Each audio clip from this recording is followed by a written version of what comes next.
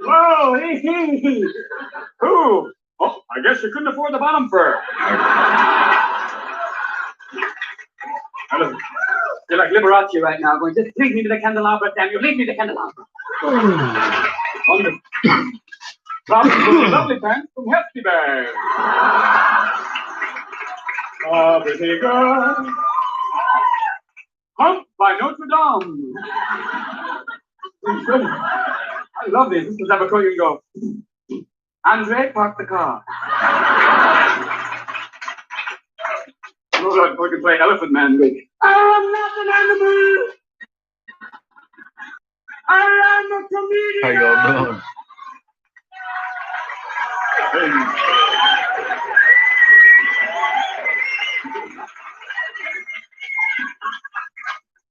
It's like your dog ever trying to slip this when they have it for the night. That's a wonderful coat. My God, dear. That's taking a fashion risk.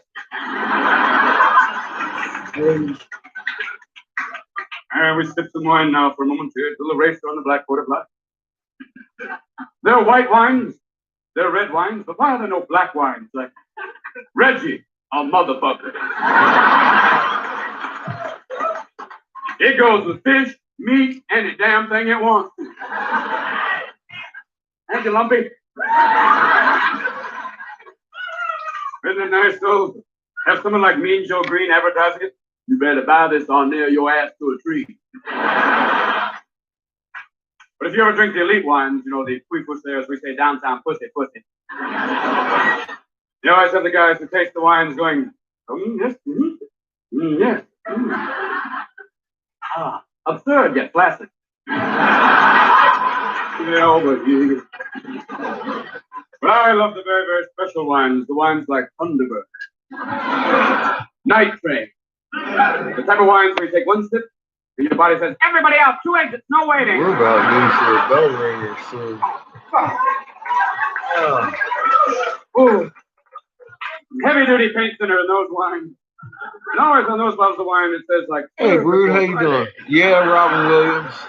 I can't help myself. I love the man. Chill, and I'm sure a lot of wine.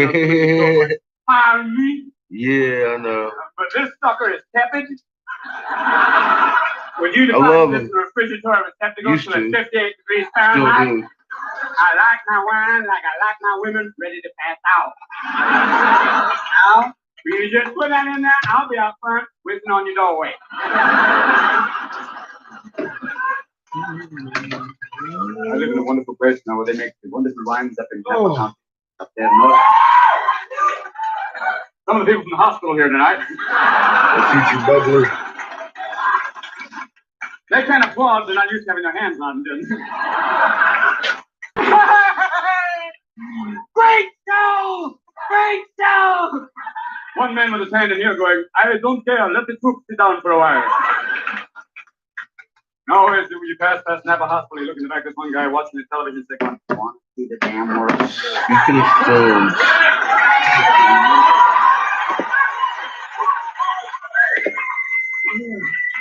Every time I drive by, they all look at me and go, we'll be here soon. Those are just the doctors. But it's a nice thing. They have a program now where they have the inmates working on the wine, which is wonderful. They have the psychotics stepping on the grapes going, take the fucking wine! Manic depressive tasting it going, it's good. No! Schizophrenic bleeding tours, let's go this way. No, go that way! Why can't they have commercials for schizophrenics? Wouldn't it be so much easier? They had TV oriented towards schizophrenics, it'd be nice. Hello, Sybil for American Express. Do you know us? We can't leave home without us.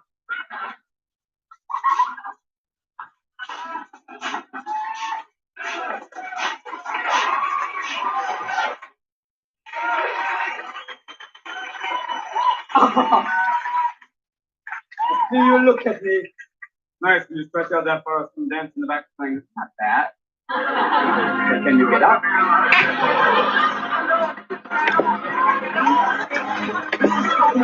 Gotta be careful though. You're turning a little much. You get a little funky wonky. Does that work? Home, the police smell your ass. You're driving in this house and you look, stop now. No. You're driving in California, and you get out of the car, realize your true potential, stretch some energy for a brief moment. If you're driving in San Francisco, the police usually gets out and goes, "Search me, I might have something on me." But you must be careful. Especially if you've been smoking a little marijuana. Yes, yes. Fuck. Yes, the police have a new test to nail you. What they do is they pull you over. What the fuck? Why can't I fucking show a fucking link on my goddamn page?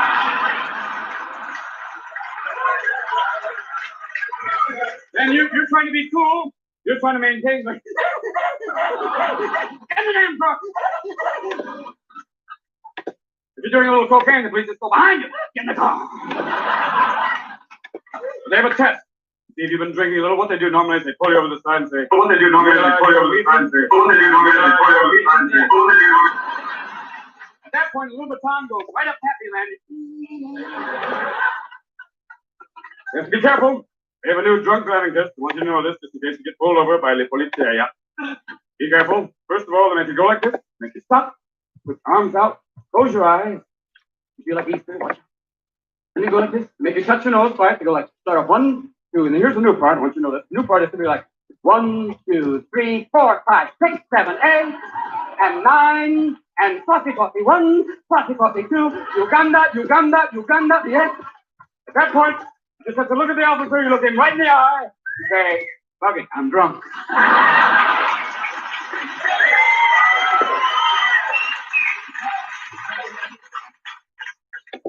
Like we all know, though, if alcohol is a crutch, then Jack Daniels is the wheelchair. You roll right over that abyss going, did you know that? In this right here, I just left a link to the movie Greenland. Oh, they both work? They don't work for me. Why is that?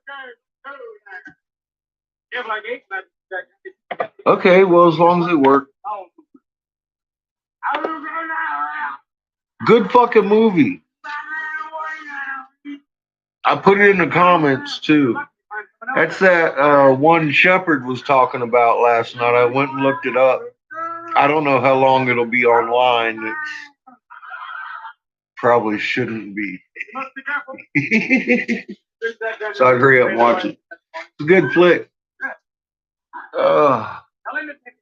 Yeah, that's the full film. That's the full. From credit to credit.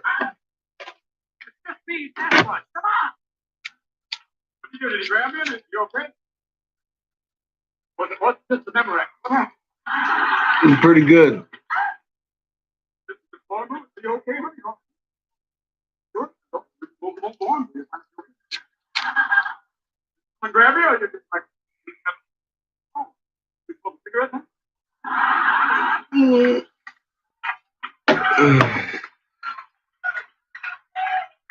I was waiting for a bunch of Greeks to roll out. What's his name? That guy that played Leonidas was like starring in it.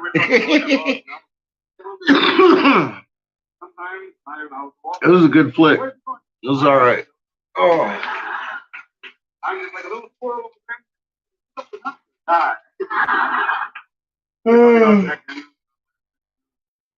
We've been drinking Jack Daniels all night.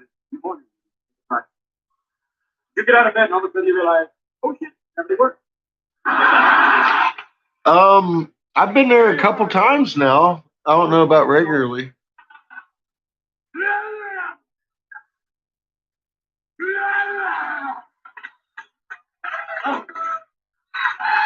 A day behind. What you playing catch up for? It's Tuesday. Still early in the week. Yeah, I'm actually in his video, his film he just made. I don't even know where Shepherd heard of me, but he came out and spent like 3 days here interviewing me. And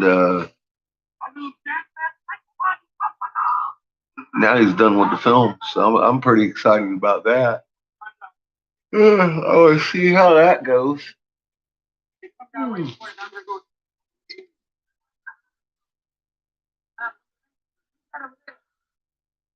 He did a documentary. Uh, Tied to Silence or some shit like that. It's coming out on DVD real soon. Yeah, yeah. Shepard's producing it.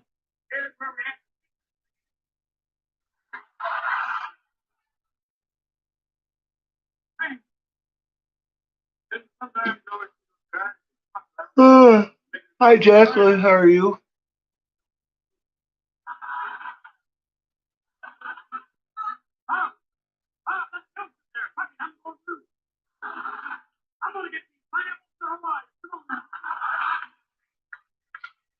Yeah, thank you, Sandy. I think it was a pretty good one. John called in, got to listen to his take on this, and I really had a good time.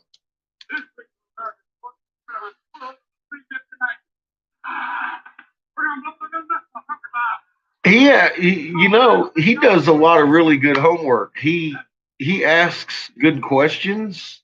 Uh, he really he's looked at this. He's looked at this guy. He's basically done what I ask everybody to do. Just look at it, fucking try to understand it, and he gets it. And he asks real good questions. I was real apprehensive at first, but like I keep saying, he's working for truth. I'll tell you that.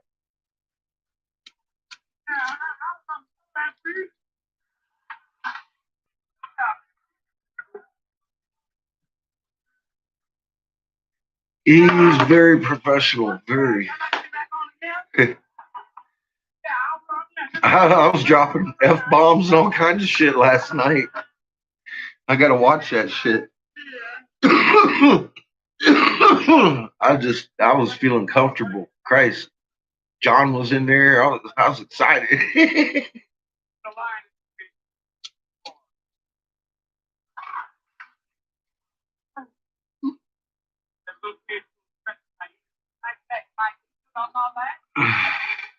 He's been through hell making this documentary too. I'm glad he saved that backup system and shit because you heard him say fuck once too. Yeah, I dropped that old F bomb. I was like, oh shit, dude. Sorry.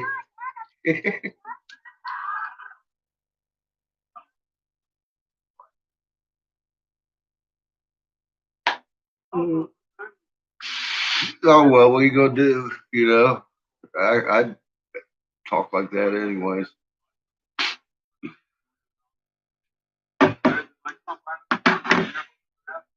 But yeah, I thought it went really well. Like I said, he asks real good questions. Being on the radio and squeezing all that in, you could probably tell I only got about half of each topic out of my mouth before we skip to another one. So, uh, but it's enough to get people to look, I suppose, and start thinking, watching their moon. That's for sure. That seems to be popular now.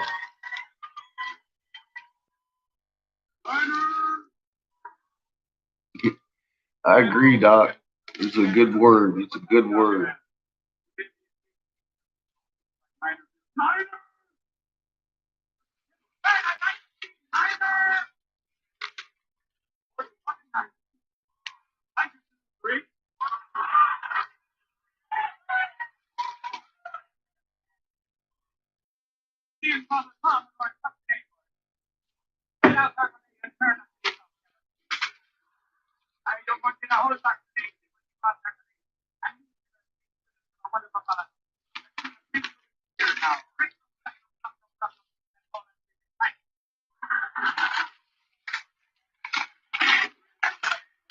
Yeah, they better grow to like fuck if they want to listen to me.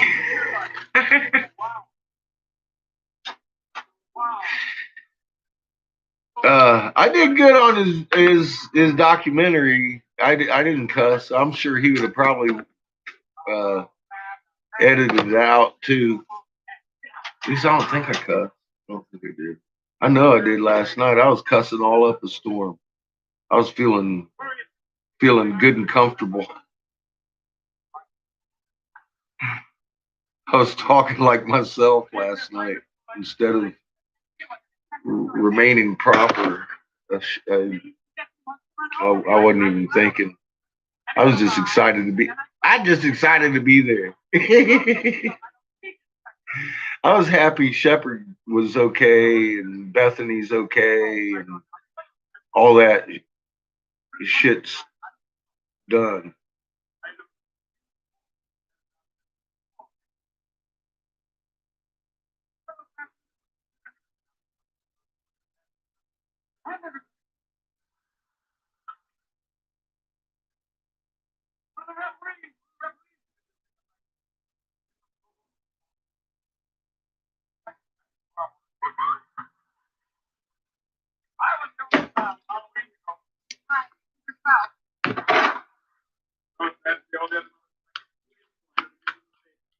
Gotta go make dinner.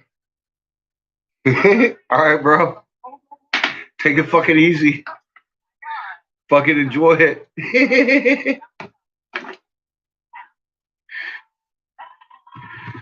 I'll be here fucking manipulating magma until I'm out of oxygen anyway. Then I gotta go run and get another tank today.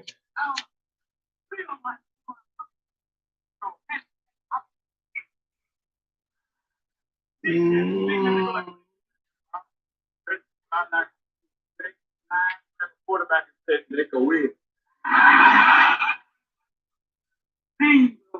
What is the sense? What is the What do you do? All right, bend over, have a little towel hanging over my ass. You better compromise. Somebody walks behind you and goes, "Oh." At that point, Joe, you're out of here, clown. But also, most important man of all, this tiny man named field goalkeeper. Used to Europeans with names like. There you go.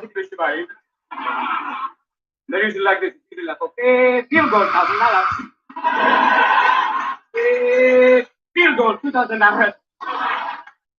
Lineman, fuck it, take the ball. But the Fixing a closet door. We know. That's a lot more fun than I want to have, Robert. Usually men with big hands and big feet. The robot.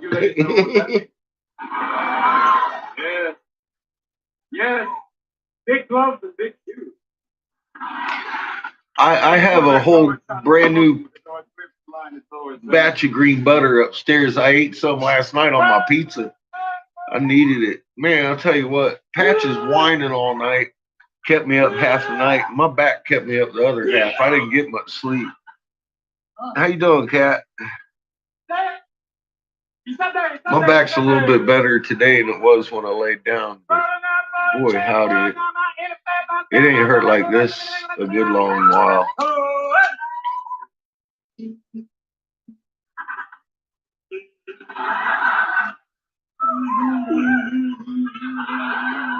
No,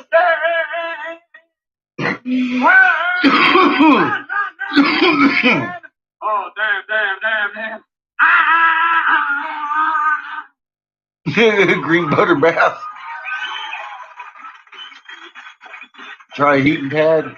You know, I got one of them massaging shower heads I just used on my back this morning that loosened it up a bit. But yeah, I ain't even got a heating pad anymore.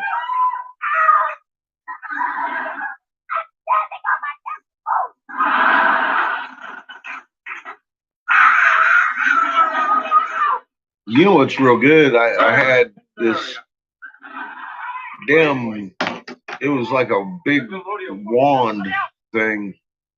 It had like two bumps on it, and you hit that button, and then bumps would just go bam, bam, bam, bam, bam, bam, bam, like that, real hard plastic. Man, I used to grind that motherfucker in my back, up against the wall and just turn that motherfucker. That used to help, but I broke it, so I don't have it no more either. But I need to get me one of them backiotomy things. Yeah, it's a backhammer. That's a good. That's a good term for it. It's a hammer. And I'll tell you what. If you find the right spot and just hit it with that shit, it'll help tenderize your meat, loosen the muscles up a little bit. That's what causes most of the pain, when your muscles start to splint. To, of course.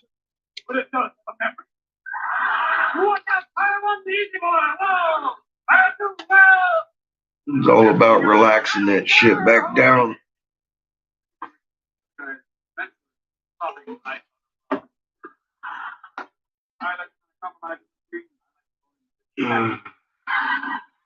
So something's going on. Oh, howdy. Oh. I'm gonna make a couple bubblers today. I'm gonna make some inside out twisted donuts because I don't have any of those either. No, you look at it and go, why? I should probably make some pool bowls at some point. You can call me Mr. Tripod now. Why? Why give up?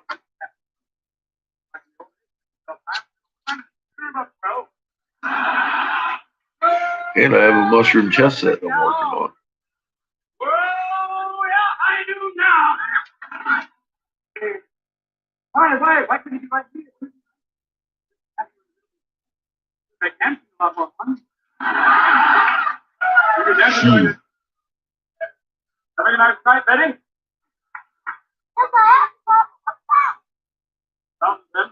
I had me one of them little mats one time. Put in your driver's seat, that motherfucker heat up and vibrate and shit. Well, I used to love that thing. That was when I was living in my RV. I'd have that thing all the time up there in my driver's seat.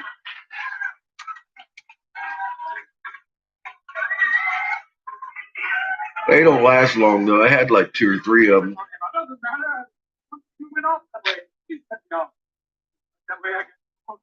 Oh.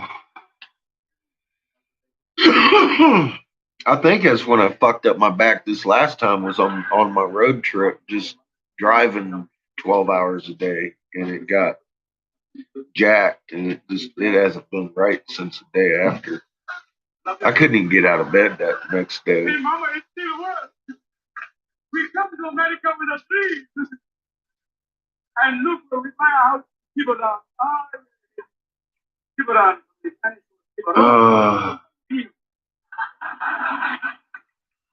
Yeah, I'm gonna have to get a cane. I think it's on you. Thanks for rubbing it in. I'm getting old.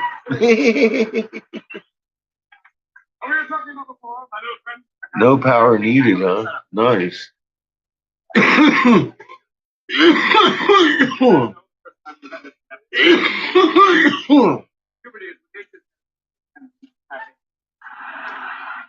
I had my back buddy out yesterday and called my pipe wrench. I broke that out and started tenderizing my back with it. Boy, it started feeling better for a while. I should have grabbed it and did it some more. Your father's knocking on the door going, what are you doing in there? It does work, surprisingly enough. You got the long enough handle, it's just like bap, bap, bap, bap, bap, right in that fucking spot. I'll take the hair, I don't mind. And other problems it ain't quite as bad today as it was.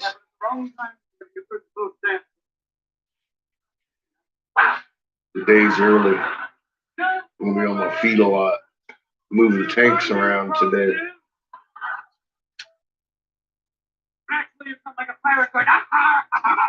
Let's see how that goes.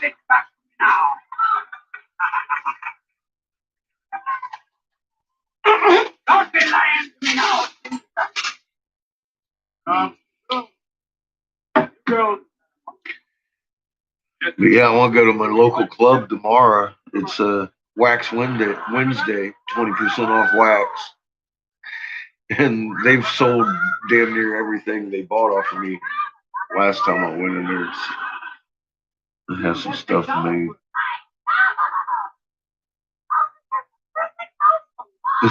Send them to massage school.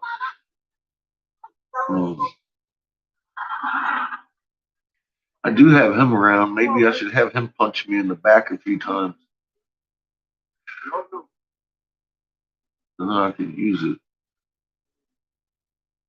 Just fucking hit me, boy.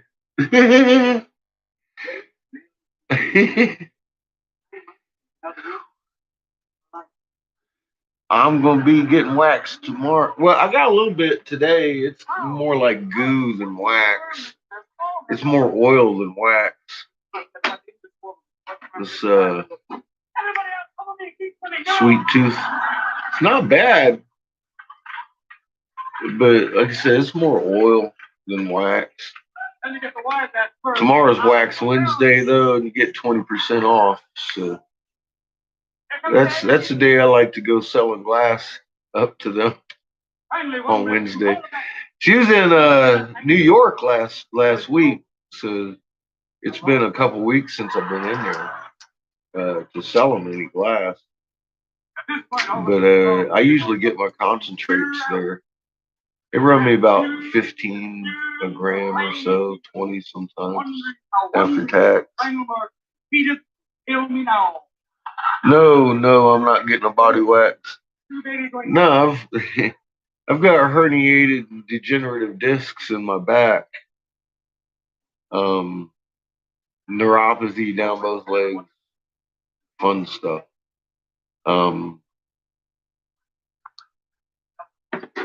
No, I use THC instead of opiates. Those things will kill a motherfucker. And I can't operate very well on that kind of shit.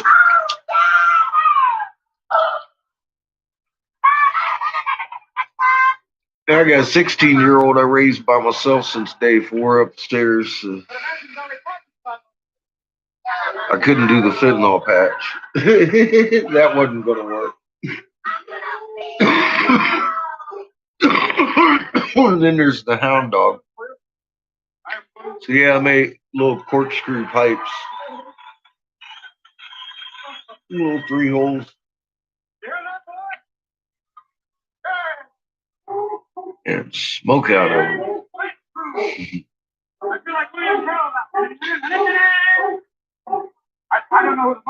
Yeah, mine doesn't bother me all the time either, but it has been for about 3 or 4 days now. You know how it is. If you've been there. Make you fucking sweat.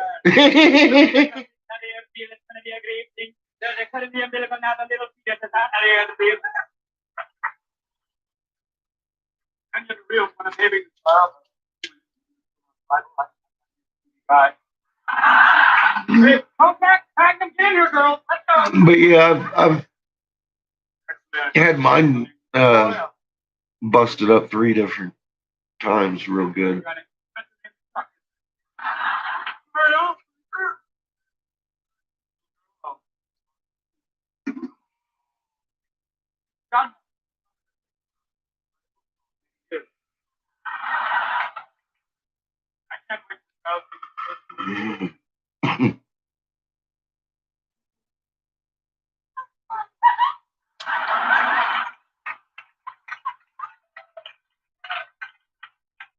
Did mommy teach you that? And I partake in green butter. No, for God's sake, no, cat.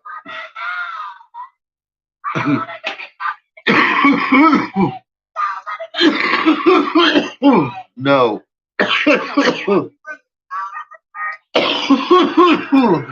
No.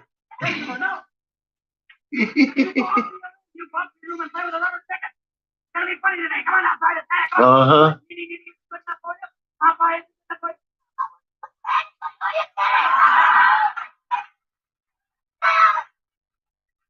You go up to your room now, young man. You'll be funny today. Yeah, heat tends to relax your muscles pretty good. I got a nice butt cramp going on. It's deep set in my hip. That's fucking killing me. It's like I gotta get my hip replaced or some shit. But it's not my hip. It's that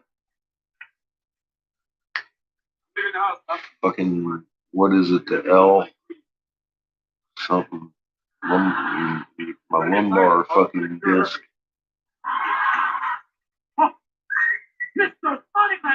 She says I'm needle phobic. You ain't needle phobic if you're trying fucking acupuncture. You might think you're needle phobic.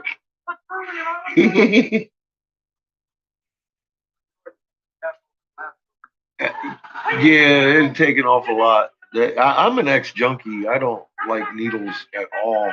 They cringe me out on several different layers of being.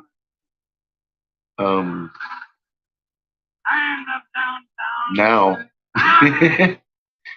I'm very anti-needle. Pretty much anything. Sciatica's a bitch. See, that's why I think that's what my problem is. I took that road trip to Denver. And I'm just getting older than I thought.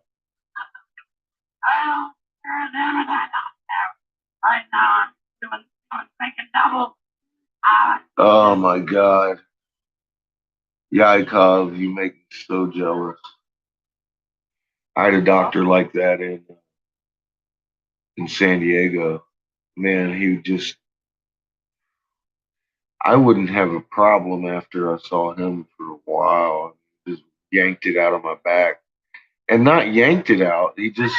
I'd lay on my back. He put his hands like under my back and just kind of gently rocked me. And it wasn't like no other chiropractor. You know how they usually bend you and twist you and shit. Man, I can't be bent and twisted.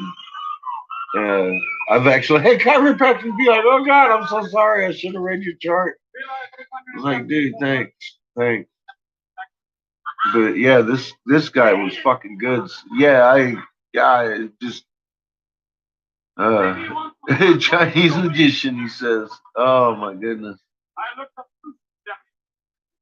dude, that sounds just like the exact same treatment this guy would give me." Oceanside. He was up in Oceanside in California.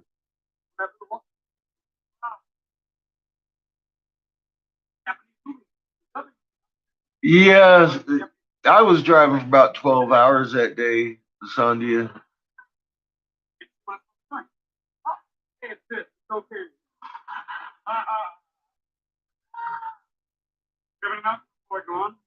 To the owner of the DeLorean car, will you please check the trunk? I think you'll find your rebate.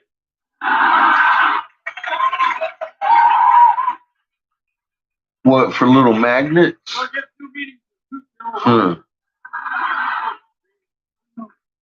Oh, that's good. I'm going, where's that 240 pounds of cocoa? Oh, it's hard to left the window. Must have blown out during the night.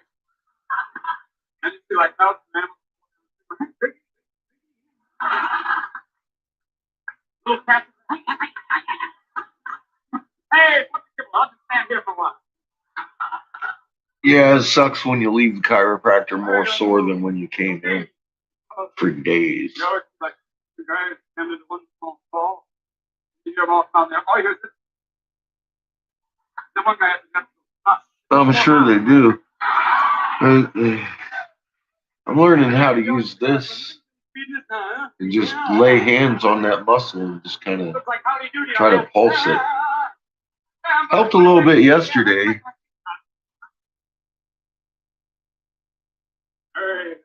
You know what they're doing?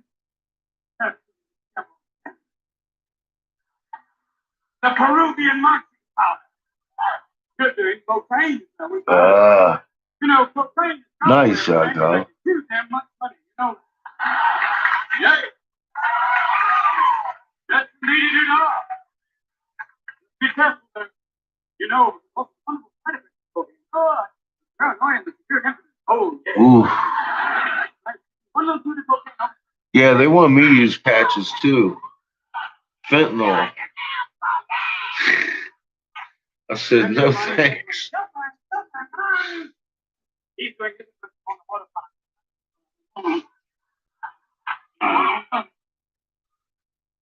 No thanks. I don't know whose this is. This is standing on. Doctor says, how do you keep walking? I said, with determination and a whole lot of care.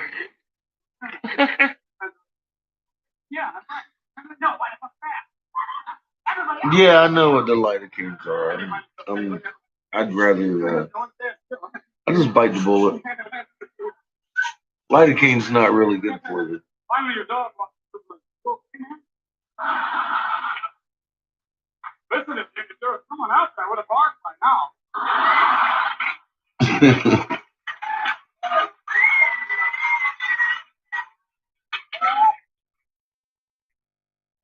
Then the people have discovered such a wonderful thing. You know something else? Yakov, I had a damn dentist in Fresno that would talk a tooth out your head, man. I was sitting there waiting for him to pull it out one day, and he's sitting there showing it to me. I'm like, you kidding me, right? Went back to him every time I had a problem. And pulled that one.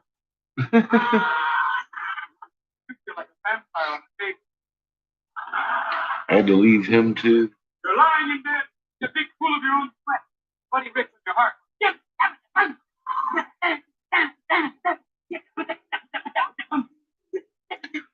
I've had cortisone and prednisone and all kinds of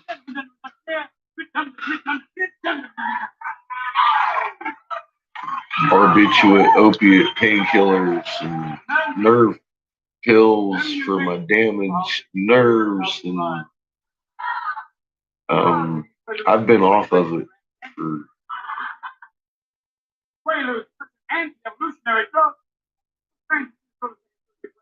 close to 30 years. I just medicate this way.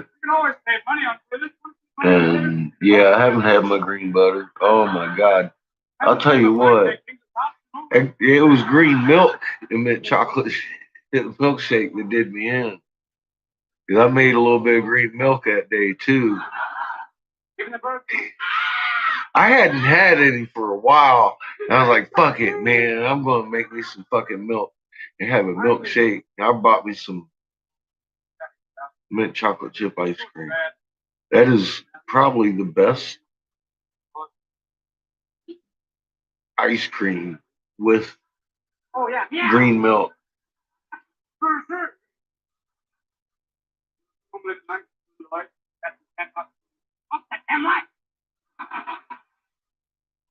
All right, I put the shit everywhere. I can't get revenge on me, though.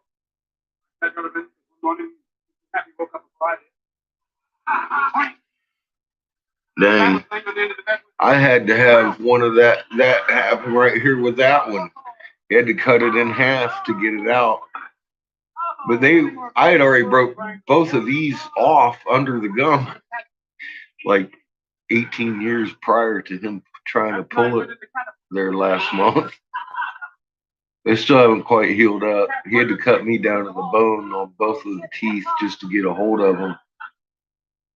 You know your pet. He doesn't care about your form. Hold up.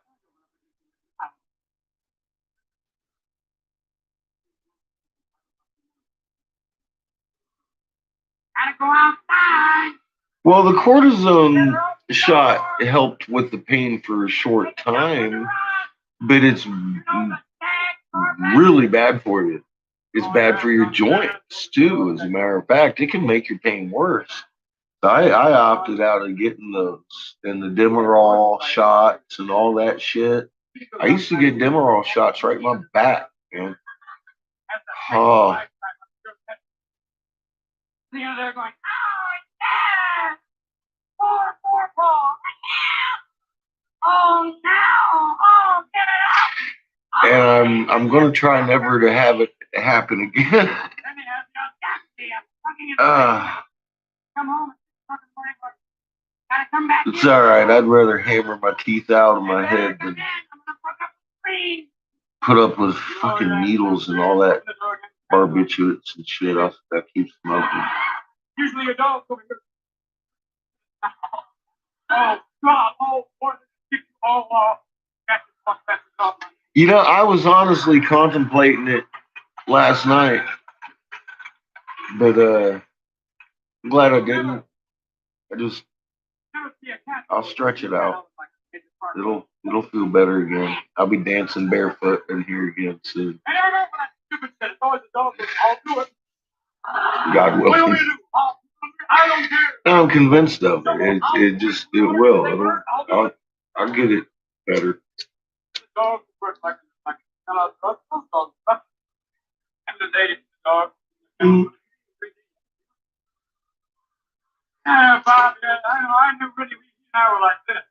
I know the day I need it, it'll be effective though, because I've been clean for many fucking years. It hit me with that shit, I'd be fucking poof out. Yeah, I'll be dancing around again soon. Today I'm just gonna be happy with standing around making bubblers and cutting some points, maybe see what I can push out of my back before it starts to pinch me real bad again. I can call off, but my boss is a fucking asshole.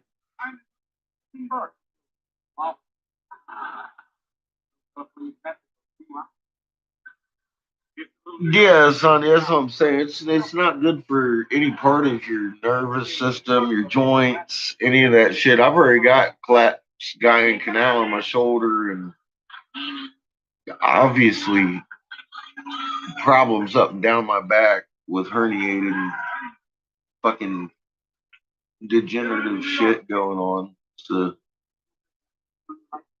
damn degenerates. I've got the one chess set done, yeah. Well,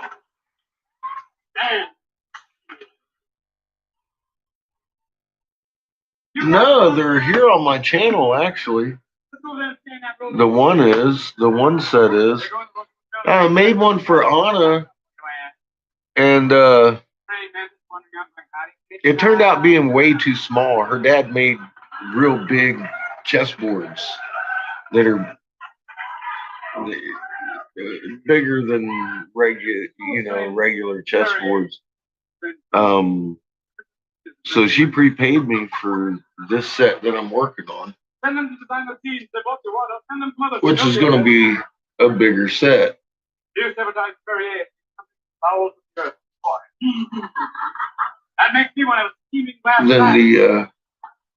the one I've got done. But these are the pawns for it.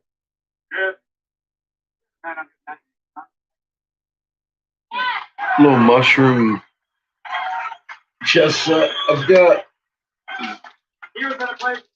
I did film it last week, I think, on here. Rainbow. She's looking for a mother. His name is Cliff. We also have a background Volkswagen parked out front. Please come get your car. It's unraveling. Yeah, Matt. That's all right. I'll gum shit. I'm gonna go up and get my case because I'm gonna be honest with you. I'm selling that set cheap. Fucking just get rid of it because I gotta make on a bigger one. So I'll go ahead and show it off here. Let me get up.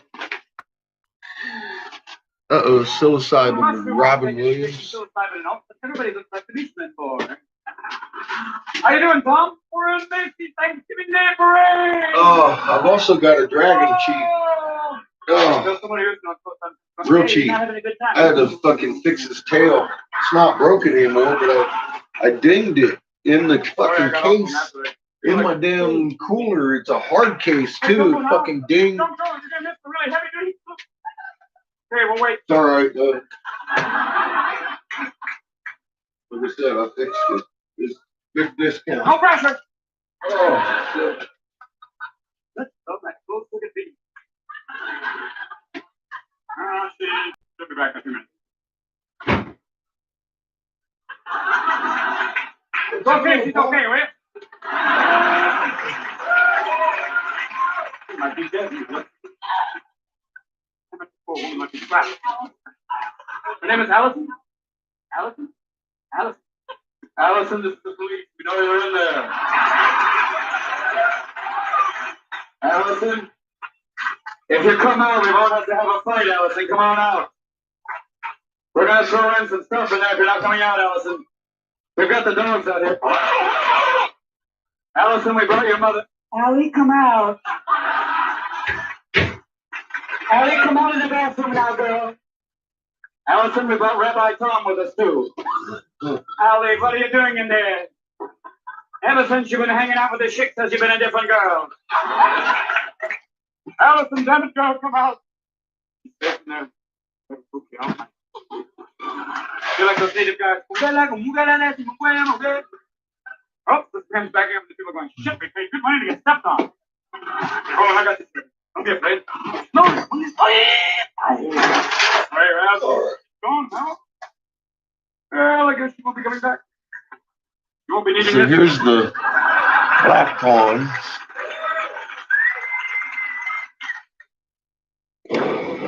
Oh, this is nice. Now they're gonna go find him? She's okay, it's all right. Boy, but surely everybody go look for Allison. I don't know what happened to the club. One woman went out and the rest followed. What happened? I don't know. It was like that. I mean, it was that. Here's a bishop compared to the pawns. Hey there, Shunka. How you doing, huh? The bishop, you can see he's got twisted truth. And he's a bit taller than the pawn.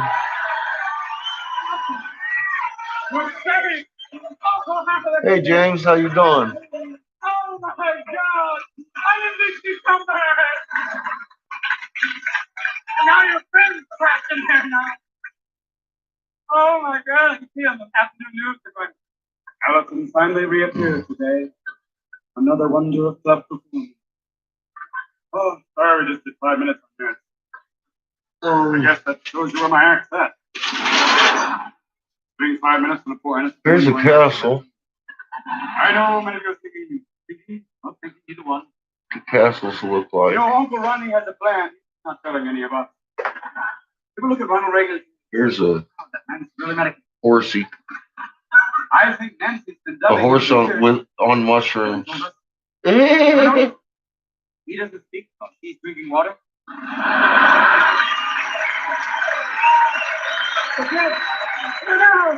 Tylenol 3. Thing he does. There's a facial. There's a facial up there. It's so good to know if there's ever a nuclear war, there'll be 3 men in space. What was that noise? And every time they send up the space, I'm the toilet. So here's the king. Why can't they deal with cosmic cartoons? His crown. He's got a decorative bottom to his clear base. We have a major problem here with our PCs recycling. And then here's what the queens look like. They've got the maidenhood mushroom going on in there. And they have little babies inside there with them.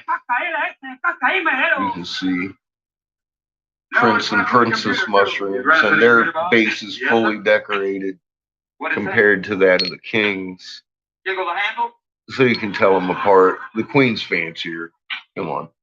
She can do a lot more moves. Fuck the king. He just hangs out. What a man was great relief for me. Oh, I was too, but yeah, the board made him look funny.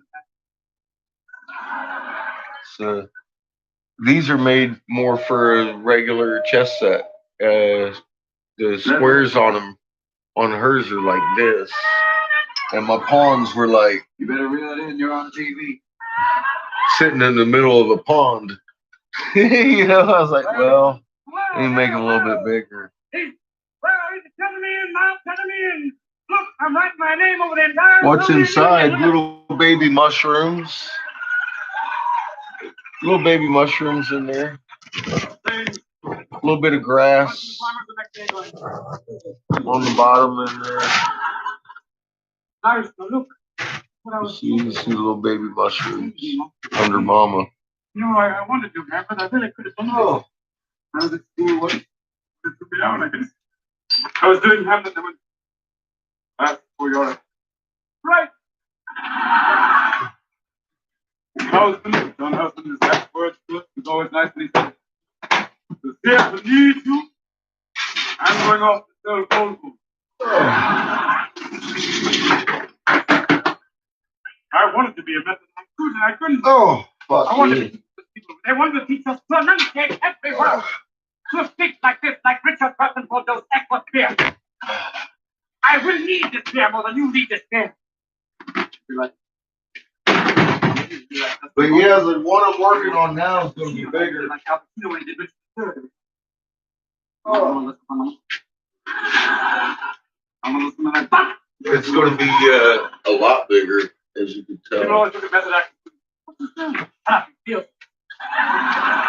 It's going to be a lot more expensive. Too. Man, I really want to see play one day. Oh. See him out there? Have like little denim tights on. You guys have already seen the dragon. You're not goddamn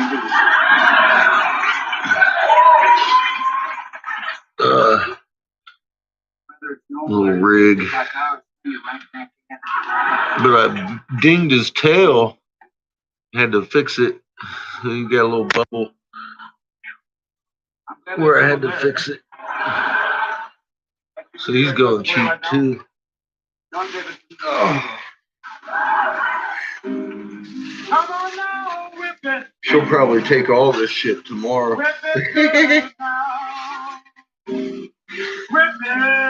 Thank you.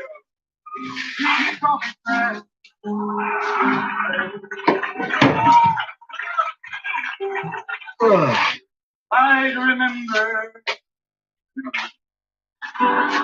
I remember. I'll fucking let's go on. Too much pressure, like life.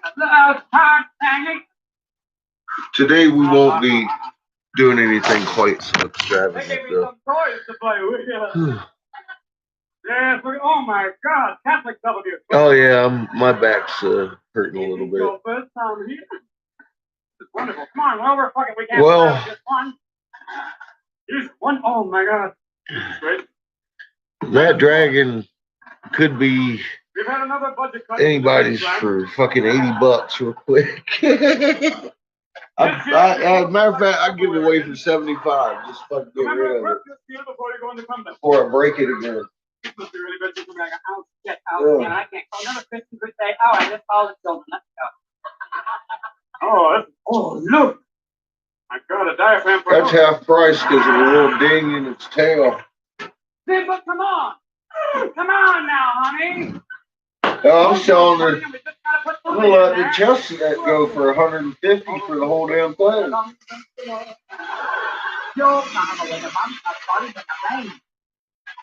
Just because I gotta make another one just like it, except bigger. Nice idea. I think maybe I'll write about it back then. It's just too big to get off. Oh, I'm sorry, yeah.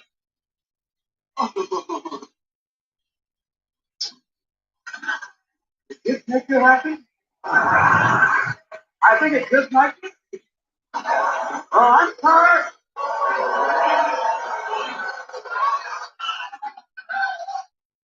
Nice to know I went too far and all people going. like people have mass functions. Like an Irish priest will have like, Senator, you're there for a moment and then you wait over the fucking priest. Now, come on now, boy. Come with me, son. Give me the gun.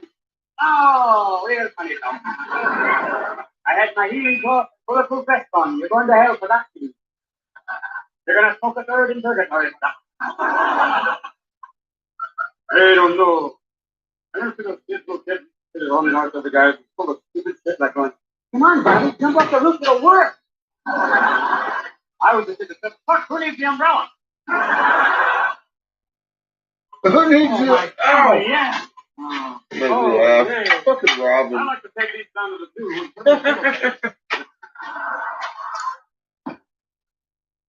You watch the male turtles like, give it up, come on. See the male turtles come back to the male turtles and they'll turtles and how was it?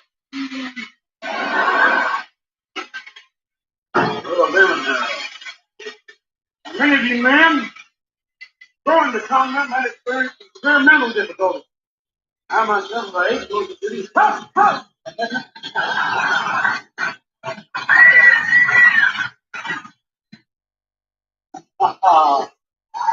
The doctor says I wasn't allowed to have any oral sex for a month.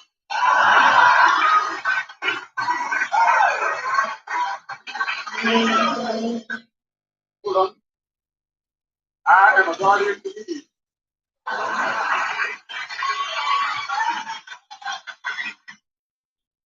If you're riding park and someone shows you something happy, you can look at him and go, also, remember, laughter is the best form of birth control.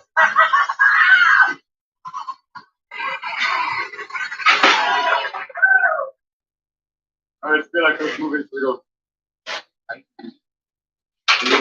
Somebody to do something incredibly fucking dumb. We all through straws and you lump, you're the one to do it, thanks. I don't care that no one just hear me before I go. I want you to jump out of the plane wearing nothing but the kids in the underwear. That way, boy, you'll know the meaning of the wonder. Oh, it sounds like I have a cat in a blender.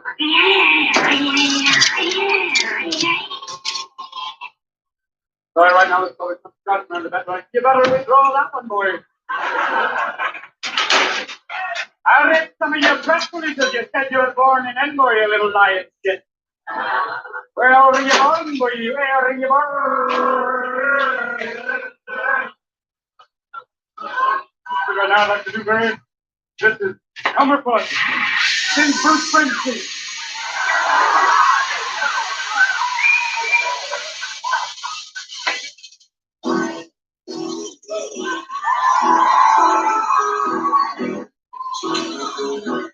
I'm driving in my car.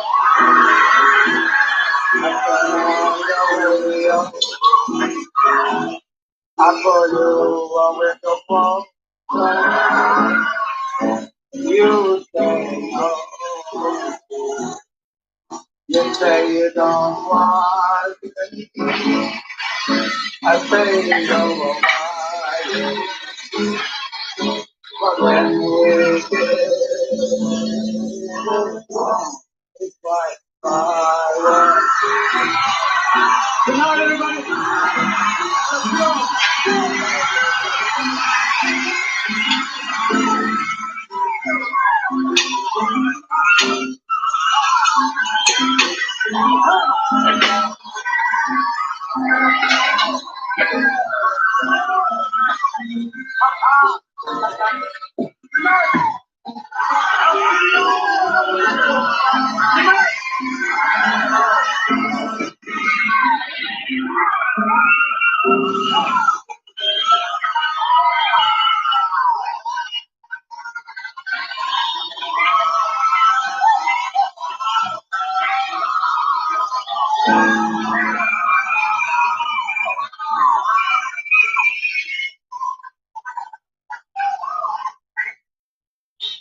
All right, bye. Come over here. Oh, come on, come on here. Hey, man. Hey, read all about it. Oh, guys, what's magnetic piece in here? Follow us for a mile. Paper. Paper. Read all about a man's today and keep his hair higher than national debt. Paper. Paper. Read all about how you know. How what's up? Hey. Oh, Mr. Williams, how are you? Ninny, how are you? What are you doing down here on Broadway? You crazy bastard. He's just walking around. Be careful, Mr. Williams. Watch out. You got crazy, crazy people here. Oh, what are you doing in here? Yeah. Oh, what's up? Hold on. Hold on. How are you, Lola? Don't make fun of her. That's going to be mine. Yeah. She can bend spoons, you know what I'm saying? Watch out for that. I take one. Boy, watch out. Whammo. You didn't even know you even had. Let's go. I'm putting top two stores. Hey, what's going on Broadway? I tell you, hey, you're walking into the corner movie now, so you better be careful. Yeah. William, come here. Miss William, will you look at this weird shit I got it? Will you look at this?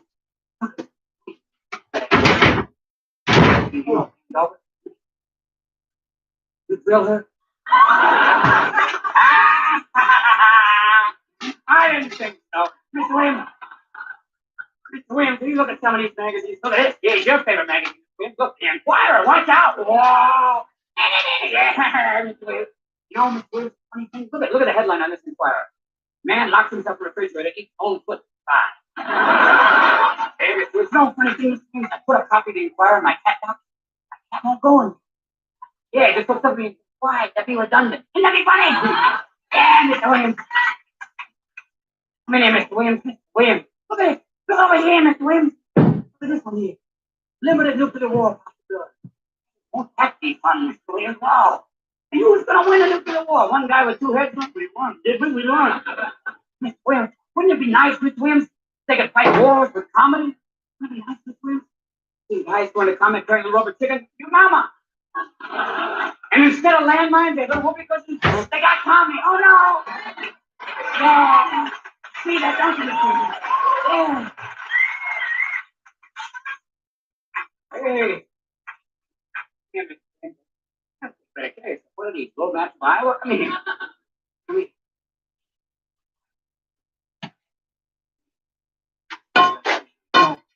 people got autographs. Movie stars.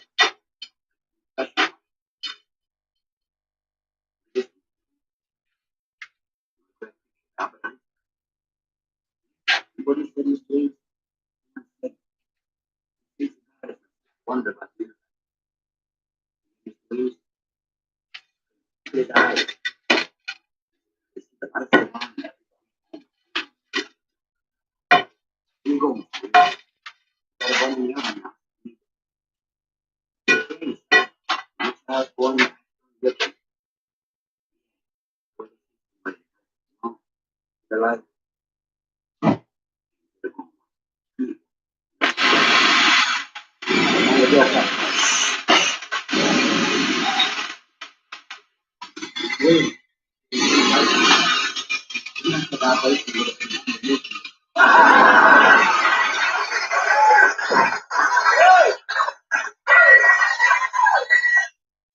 Now, play with people. Help them, huh? I can just get a microphone so they can hold that close. You know, the man knew. That's how you got in your hand, you know. Yeah. Williams, no, I don't want to. Got a tip for you, Mr. Williams. Hey, joke, Mr. Can't take a fuck, okay?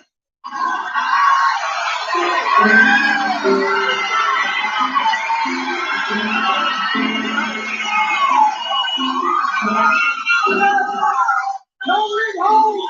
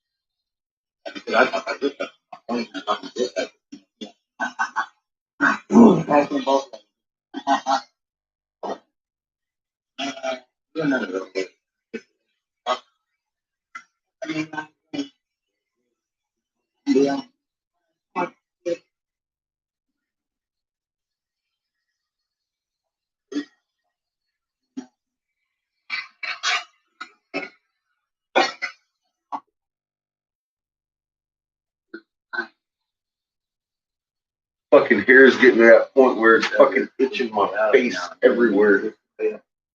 Ah.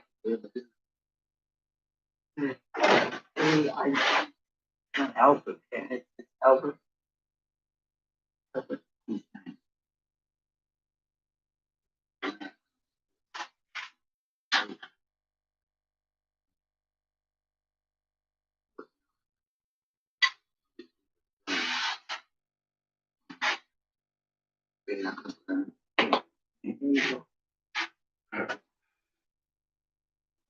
Wow. The little one.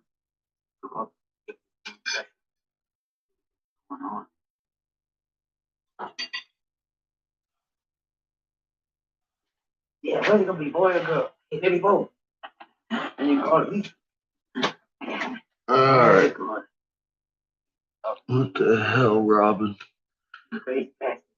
Could you see the lights gone? Seen a lot of shit go down. Boy, too late. What will you do?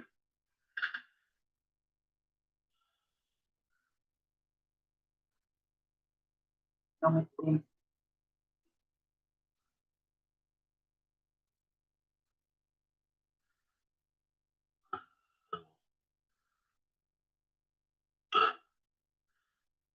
Ow.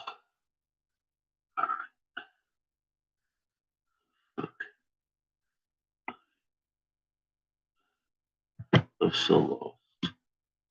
Sorry. Oh, here we go.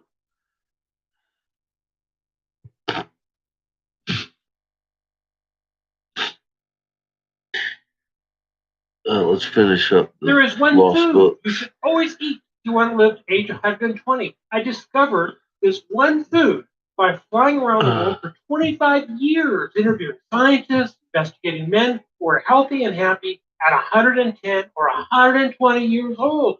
Oral Rogers is 99 and runs marathons. Part 12, it is. Evans for the celestial time. Back it up. And ladies and gentlemen, this is your religion right here. It is. Hey, y'all. Good You morning, just fucking sir. rolling out there. Yeah, I'm raw. Yeah, that's me. Yeah. Oh, you don't believe in me? Elvira. Her chance was in her hands to seize all Polycentric. power. And Nana God, I envisioned missed everybody to coming seize in. all lands of Naram Hi, Sin, everybody. the lands that she commanded. Uh, To march against Megan and Malua, Marduk domains, she instructed the Naram Sin. The sacrilege of an Earthling's army through the fourth region passing Naram Sin was committed. He invaded Megan, the sealed Ikur house, which like a mountain is, and attempted to enter. By the sacrilegious and transgressions, Enlil was infuriated. Upon Naram Sin and Agade, he put a curse. By a bite of a scorpion, Naram Sin did die. By the command of Enlil was Agade wiped out. At the count of 1,500 years on Earth, this did happen.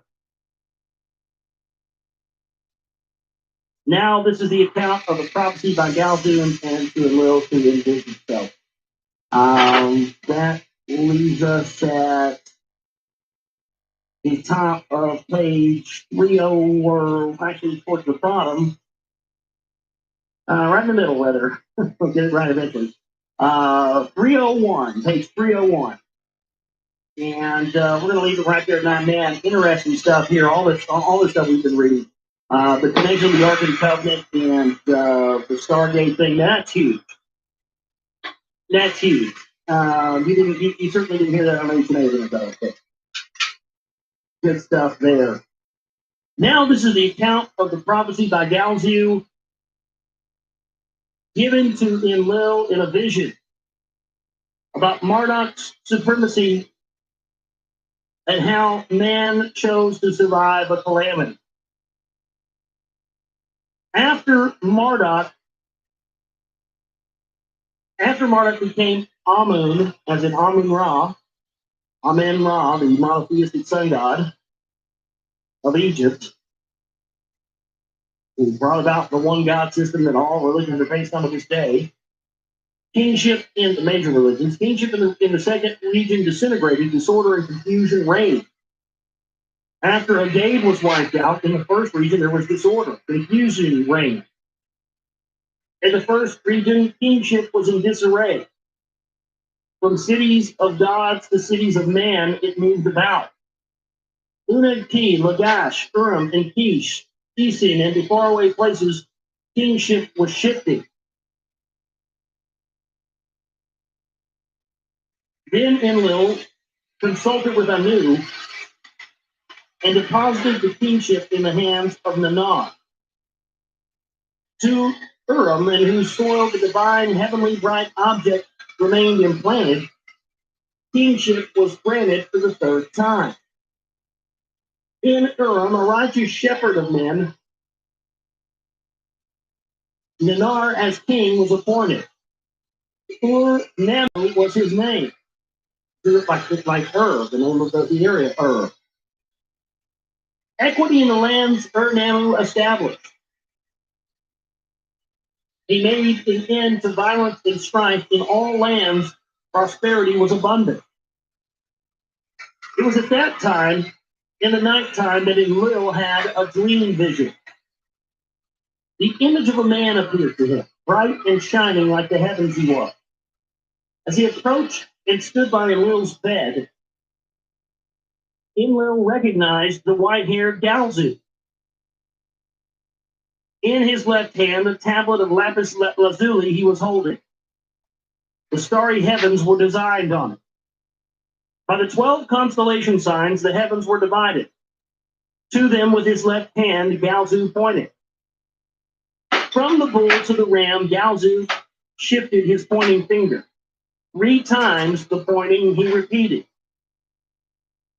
Then, in the dream vision, Galzu spoke up to Enlil and said, "The righteous time of benevolence and peace by evildoing and bloodshed will be followed. In 3 celestial portions, the ram of Marduk, the bull of Enlil will replace. One who himself has declared as a supreme God will seize supremacy on earth. A calamity that has never before occurred by fate decreed will happen. As at the time of the deluge, a righteous and worthy man must be chosen. By him, his seed will preserve civilized mankind as by the Creator of all intended to be preserved." So did Galzu, the divine emissary, say to Enlil in the dream vision. When Enlil from the nighttime awakened from the dream vision, there was no tablet beside his bed. Was it an oracle of heaven, or did it all in my heart? Did I all in my heart imagine it? Enlil wonders to himself. To none of his sons, there are among them, did tell of the dream vision he would have. Among the priests in the Nibiru king's temple, a celestial savant Enlil inquired. Here he, an oracle priest, indicated him to the high priest of Ibru of Abarkad, the grandson who was descended. sixth generation of Nibiru's chief priest he was.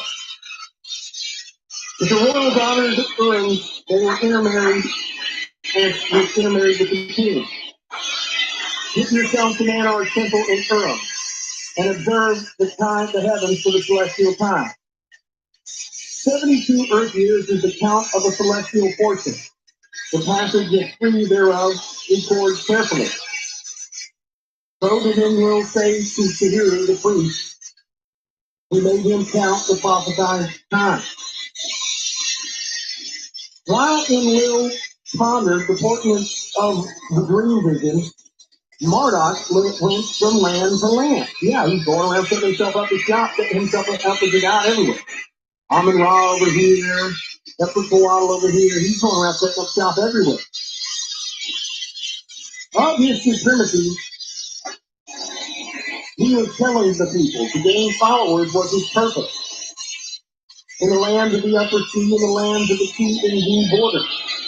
Nabu, Marduk's son, was inside glow in the dark with blue received UV reactive glass for Ra, then the red for Horus, of the west and the dwellers of and the the east. opposing signatures. Flashes were occurring.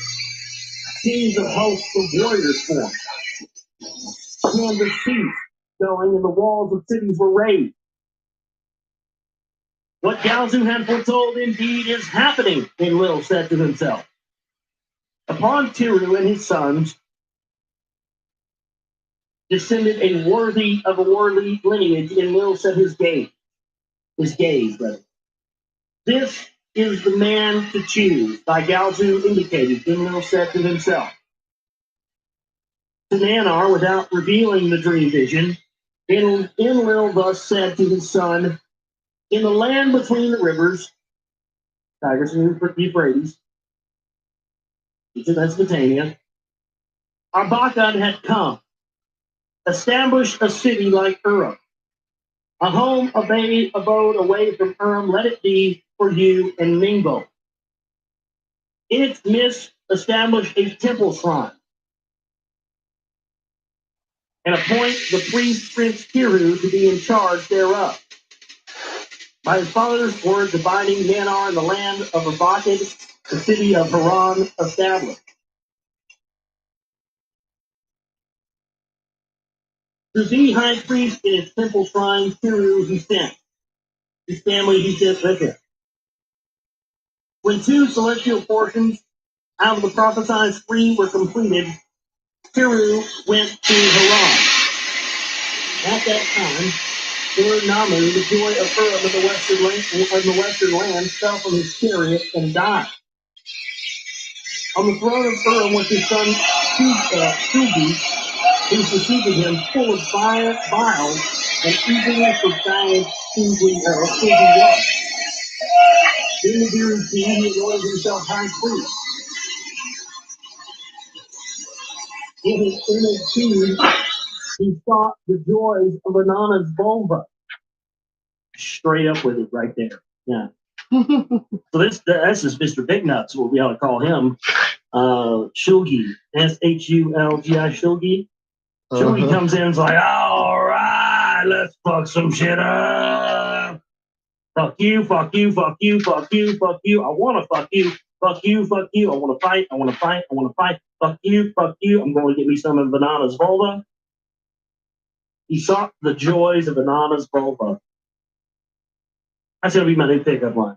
Excuse me, miss. Hi, how you doing? I'm seeking the joys of your vulva. Oh, go back to my place. You might actually get some with that one. A chick would probably be so thrown off. I'm interested in the joys of your vulva. Hey, you might be interested in that? Warriors from the mountain lands, not beholden to Nanar, in his army he enlisted. With their help, he overran the western lands, and he ignored the sanctity of the mission control center. In the sacred fourth region, he set his foot. He declared himself king of the 4 regions. About the defilements, Enlil was angered. He spoke to Enki about the invading. The rulers of your region have exceeded all bounds, Enki said bitterly to Enlil. Of all the troubles, Marduk is the fountainhead, Enlil retorted to Enki. Still, the dream vision, speaking to himself, Enlil turned his attention to Nirhu. Upon Ibiru, the eldest son of Tirhu, Enlil cast the choosing gaze. A princely offspring, valiant and with priestly secrets acquainted, Ibram was. Ibram was. This one I think Abraham. Ibram. If he was a priest that was familiar with priestly secrets that came from the Anunnaki. Yeah, the Abrahamic religion. Those guys that set up religion. Born of him. I'm not totally convinced. He talks about Mormonism. I'm not totally convinced that. Well, I mean, that is what Joseph Smith claims. Yeah, what you would call a spiritual, like an extraterrestrial experience. Yeah, and he was chosen as the one to bring those out because of his bloodline. Because he was of that bloodline, it came from the Anunnaki. That's why he was chosen to bring it out. All religions are like this, folks. All religions of the world that come from these people. To protect the sacred places, enable the chariot ascents in this descent, Enlil commanded Ibram to go. No sooner did Ibram from Haran depart than in that city Marduk arrived. The defilements he too had observed, as birth pangs of a new order he deemed them. From Haran, on the threshold of Shumir, his final thrust he planned. From Haran, at the edge of Ishtar's domain situated, he directed the raising of armies. When 24 earth years of his sojourn had passed in Haran, Marduk made a tearful appeal to the other gods or whomever else had descended.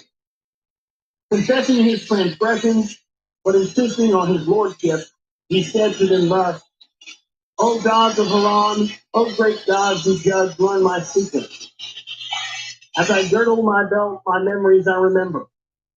I am the divine Marduk, a great god. In my domains I am known as Ra.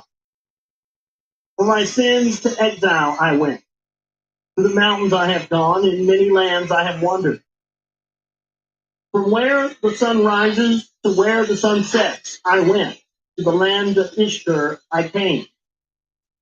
24 years in the midst of Haran I nested, an omen in its temple I sought. Until when? About my lordship, an omen in the temple I asked. Your days of exile are completed, to me the oracle in the temple said. O great gods who determine the fates, let me set my course to my city. My temple Esagil as an everlasting abode to establish, a king in Babylon installed. To my temple house, let all the Anunnaki gods assemble and accept my covenant. So did Marduk, confessing and appealing, announce to the other gods his coming. By his appeal for their submission, the Anunnaki gods were disturbed and alarmed. To a great assembly take counsel and will summon them all.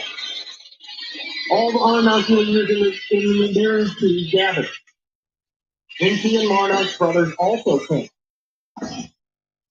They were all agitated about the happenings and opposed to Marduk and the Boo they all were. For the council of the great gods, accusations were rampant.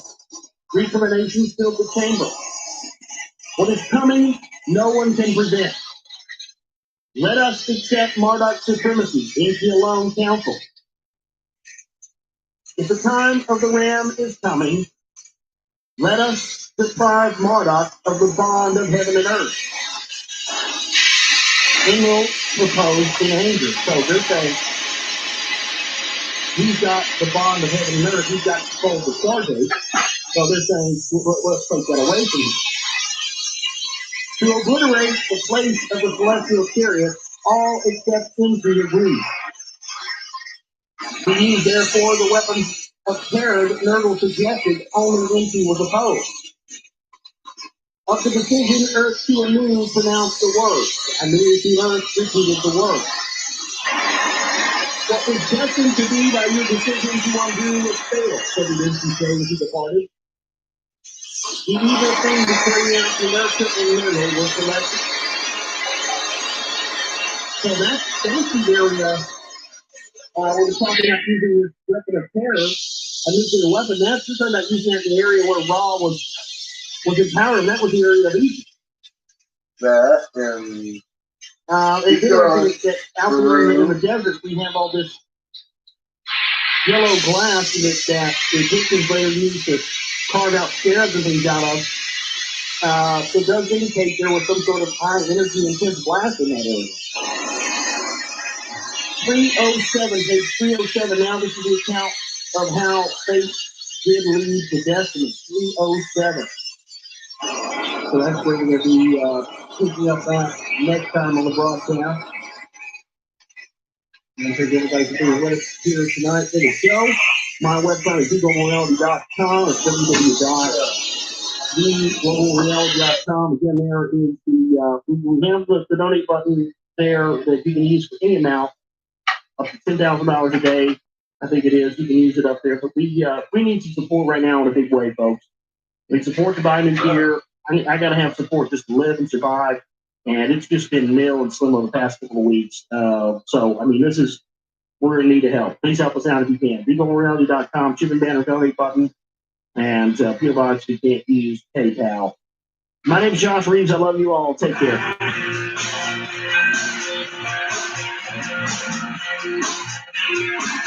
I was walking down the street, down around the horn. I was moving to a beat that I never seen before.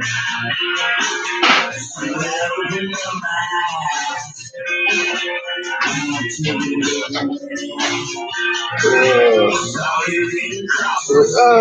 there's Raw or Horse. There's Raw. But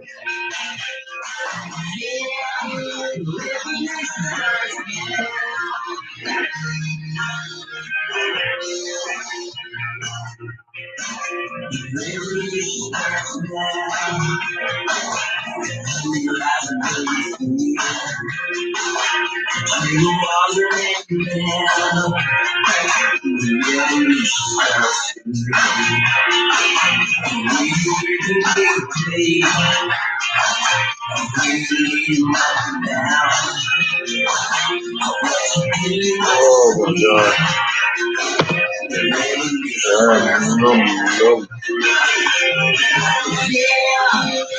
Oh, hey DK.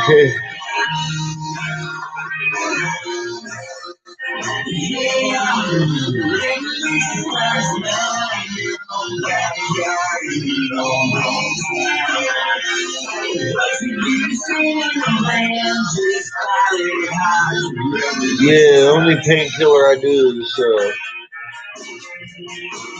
it's here. Oh, I'm good.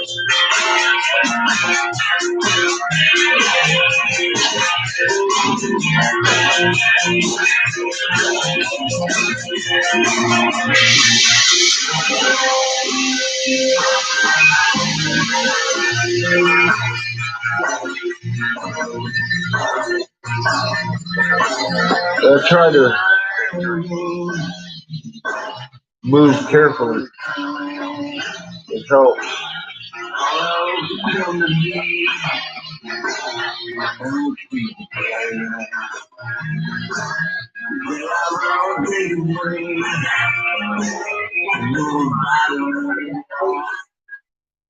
He leads to destiny, and how step by step,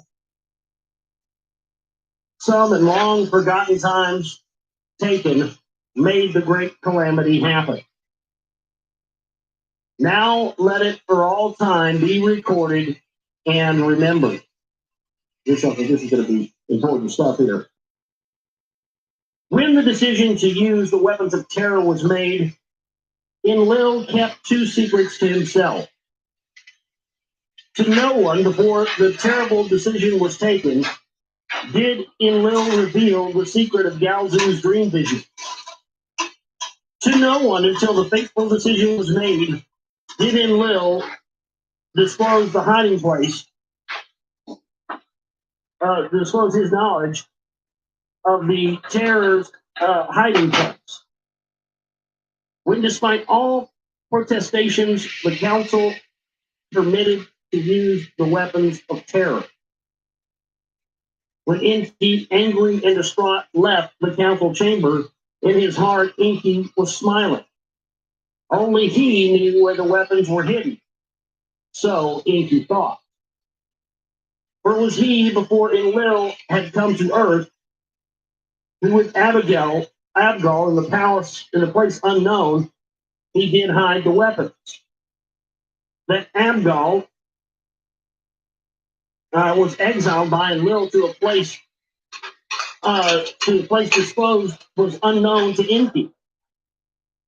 When Enki heard this secret in his heart, he harbored a wishful thought that for such a long sojourn, the weapons of terror would have evaporated. Little did Enki expect the long sojourn would cause a calamity as never before known on earth. Thus it was that without Enki needing, Enlil disclosed the hiding place to the two heroes. Those 7 weapons of terror in a mountain they abide, to them Enlil said. In a cavity inside the earth they dwell, with the terror to clad them is required. Then the secret of how the weapons awaken from their deep sleep, Enlil did reveal to them. So these weapons, these 7 weapons, are buried in a mountain somewhere deep inside of the earth, and they're referring to them as being asleep, and they have to be woken up. So what are they referring to here? Could it be that they're referring to almost as what we refer to as a computer in sleep mode? Duh. You know, it looks like it's on. I mean, it's on basic functionality, but it's there. But you had to pull it out of sleep mode for it to work. You could be what they're talking about. Before the 2 sons, one of Enlil, one of Enki, they departed to the hiding place. Enlil said words of forewarning to them. When the weapons are used, the place of the chariots must be vacated by the Anunnaki. The cities must be spared, the people must not perish. In his sky ship, Nergal soared to the hiding place. Ninurta was delayed by his father. A word to his son alone Enlil wished to say, a secret to him alone to reveal. About the prophecy of Galzu and the choosing of Ibram to Ninurta, he told. Hot-headed is Nergal. Make sure that the cities are spared, that Ibram is forewarned, to Ninurta, Enlil said. When Ninurta arrived at the place of the weapons, Nergal had already brought the weapons from out of the cavity. As their enemies from the long slumber he awakened, to each one of the 7, Nergal gave a task name. The one without rival, the first weapon he called. The blazing flame, he named it, the second. The one who with terror crumbles, he called the third. Mountain melter, he called the fourth. Mountain melter, wow. You know, one weapon that just melts mountains, so that's good quality. When that the rim of the world seeks, he named the fifth. And the one who above and below no one spares was the 6th. The 7th was filled with monstrous venom, and it was called the vaporizer of living things. These are 7 different weapons, all that have a different ability. With Anu's blessing, the 7 were given to Ninurta and Nergal, with therewith to wreak destruction. When Ninurta arrived at the place of the weapons of terror, Nergal was ready to destroy and annihilate. I shall kill the son, and I will annihilate the father. Nergal was shouting with vengeance. The lands they covet will vanish. The sinning cities I will upheaval. So did Nergal, enraged, announce. Valiant Nergal, will you, the righteous with the unrighteous, destroy? So did Ninurta, his comrade, ask. The instructions of Enlil are clear. To the selected targets, the way I will lead. Behind me, you will follow. The decision of the Anunnaki is known to me, Nergal said to Ninurta. For 7 days and 7 nights, the signal from Enlil, the two awaited. As was his intention, when his waiting was complete, Marduk returned to Babili. In the presence of his followers, with weapons armed, he declared his supremacy.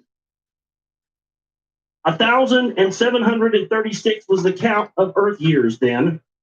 On that day, on that fateful day, Enlil sent the signal to Ninurta. To Mount Mashu, Ninurta departed. Behind him, Nergal followed. The mount and the plain in the heart of the 4th region, Ninurta surveyed from the skies. With a squeezing in his heart, he gave a signal and a sign to Ninurta. Keep off to him, he signaled. Then the first terror weapon from the skies, Ninurta let loose. The top of Mount Mashu, with a flash, it sliced off. The mountain's innards in an instant melted. Above the place of the celestial chariots, the second weapon he unleashed. With a brilliance of 7 suns, the plain's rocks were made into a gushing wound, which just liquefied them. The earth shook and crumbled, and the heavens after the brilliance were darkened. With burnt and crushed stones, the plain of the chariots was covered. Of all the forests that had surrounded the plain, only tree stems were left standing. It is done. Ninurta from his skyship, his black divine bird, he shouted. The control that Marduk and Nabu so coveted, forever of it they will be deprived. Then to emulate Ninurta, Nergal desired, to be Era the Annihilator, his heart urged him. Following the king's highway to the Burton Valley of the 5 cities, he flew. In the Burton Valley, where Nabu, the people, was converting, Nergal planned to squash him as a caged bird. Over the 5 cities, one after the other, Era upon each of the skies dropped a terror weapon. The 5 cities of the valley he finished off, and they were overturned to desolation.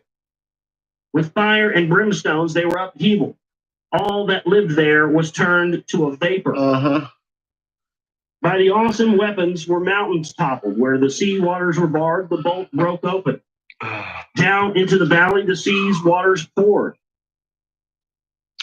By the waters that flooded, the valley was flooded. When upon the cities' ashes the waters poured, steam was rising from them to the heavens. It is done, Era and his skyship shouted. In Nergal's heart, there was no more vengeance. Surveying their evil handiwork, the 2 heroes were puzzled by what they saw. By a darkening of the skies that were followed by brilliances, a storm began to blow. Swirling within a dark cloud, gloom from the skies as an evil wind carried. As the day wore on, the sun was obliterated with darkness on the horizon. At nighttime, a dreaded brilliance skirted its edges. Yeah, try to The avoid moon both at of its those. rising, it made disappear. When dawn the next morning Although came rum from the sound west, pretty from the good upper right about sea, now. a storm wind began blowing. The dark brown cloud directed it eastward. Toward the settled lands did the cloud spread. Oh, they want to Wherever it reached, death to all that lives, do all kinds it of shit. delivered mercilessly. I ain't Sounds like the Black And for Plague. it. From the Valley of No But Pity, yeah, not the VA. spawned by the every other brilliances doctor towards I go to. Shamir, the death was carried. To Enlil and Enki, Ninurta and Nurgle, the alarm sounded. Unstoppable, the evil wind delivers death to all. Well, when it's your medicine, it's your medicine. Enki and Enlil transmitted the alarm to the gods of Shamir. Yeah, Escape, VA escape. sucks. To all of them, they cried out. I'm not a big fan of Let the any people disperse. medicine. Let the people hide. From their cities, the gods did flee like long-term frightened care birds from the anymore. nests. Escaping they were. Escaping they were. The people of the lands by the evil storm's hand were clutched. Futile was the running. Stealthily was the death, like a ghost. The fields of the Look, cities this had has attacked. been going on The since I highest was walls, the thickest 19. walls, looked like floodwaters that passed. This is No the door could injury shut it out. No bolt could that turn I it got back. when I was 19 Those who were too. behind the locked One doors of hid them. inside their houses and were So, felled like flies. It's an old friend. Those who in the streets fled were It in the just, streets as the corpses piled up. Kind of friend you wish would leave days ago. Cough and phlegm filled their chests, and their mouths were filled with I steam know. and foam. Yeah, it's causing them to foam at the mouth. The black, straight up Black Death. Well, it was a good As the fucking evil movie. wind, that was what the I gave the Ancient Aliens was about this past week. link in Here's an the example of it. chat down below Our good buddy, in this video Superghost here. Apocalypse says probably the funniest fucking thing that's ever been said on an Ancient Alien series. That is penis sheath. Some people say this is a penis sheath. I was like, Jesus Christ, just tell me what it is. Yeah, the ill wind is blowing over here in Here's a 5,000 Anunnaki town. I just popped my chair. that I believe was found in Eric Von Daniken's asshole. And it's funny how the creator of all just told them, leave the fucking earthlings alone, and there they are mass murdering us again. Unseen to the people, They haven't stopped. Their mouths were drenched with blood. Slowly over the lands, the evil wind blew. From west to east, over plains and mountains it traveled.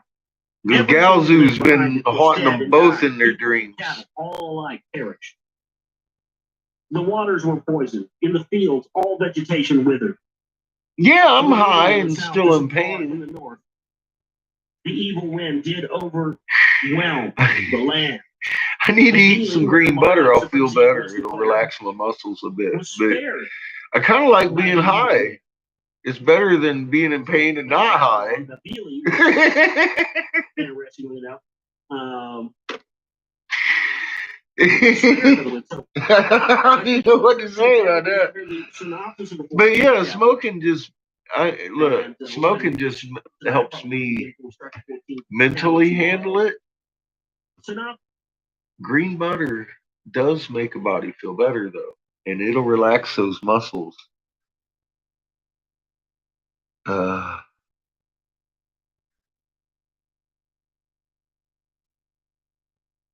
Oh well, there's a lot of that. A lot of reasons for that, actually, Shunka. They call it PTSD, and I think it's more understanding and knowing that each bullet that was fired at you was paid by your own mother. And when you come back from that kind of environment, you see people waving flags for the people that were buying the bullets and making the whole fucking thing possible. Then you want to speak out about it, and people tell you, well, if you don't like it, go to China, depending on if it's their guy in the office or not. I think the sickness is in society, not the soldier. Personally, I've had a lot of time to adjust to it. I just got grumpier.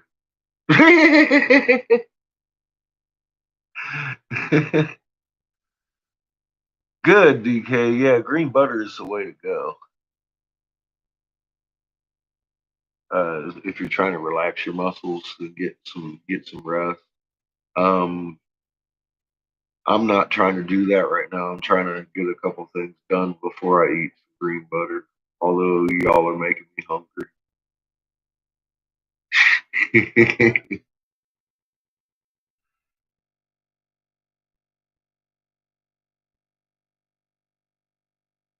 No, absolutely they don't. They actually, I mean, I've covered that. I've covered it. Yeah, nothing's changed since 1871. Those contracts have went in force. We've been establishing 180 UK banks across the globe, and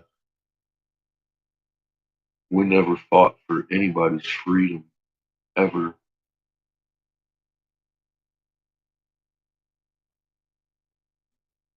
And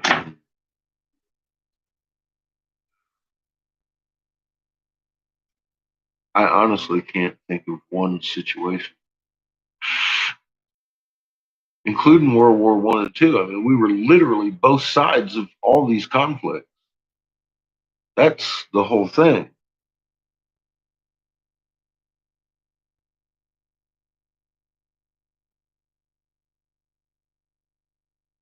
Nice yard car.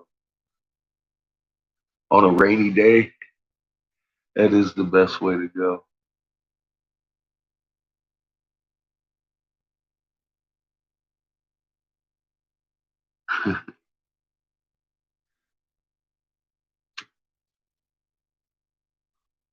I've been to I've never been to the park in LA. I've been to Disney World in Florida a few times.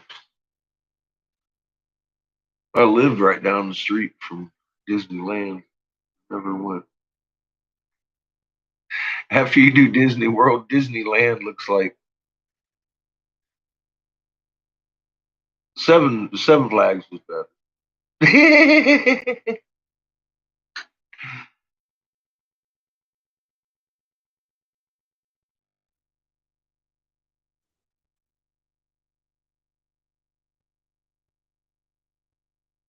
Yeah, Disney World in fucking Florida, man. That shit is unreal. How big it is. How much shit they got there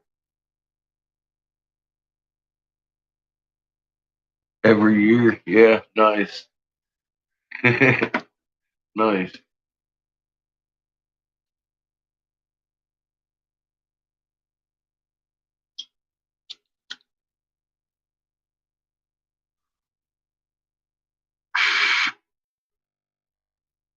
Remember when I was 16, I had to help my grandpa drive my brother and three of my cousins down with us.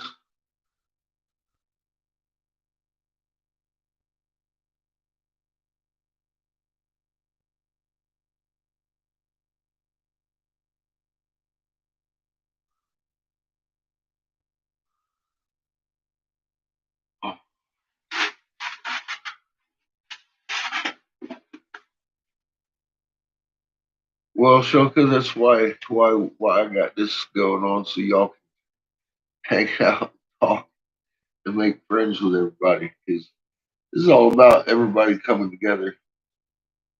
And I know y'all been around long enough. You've seen enough of the videos. You got it. You don't come in here talking all fearful and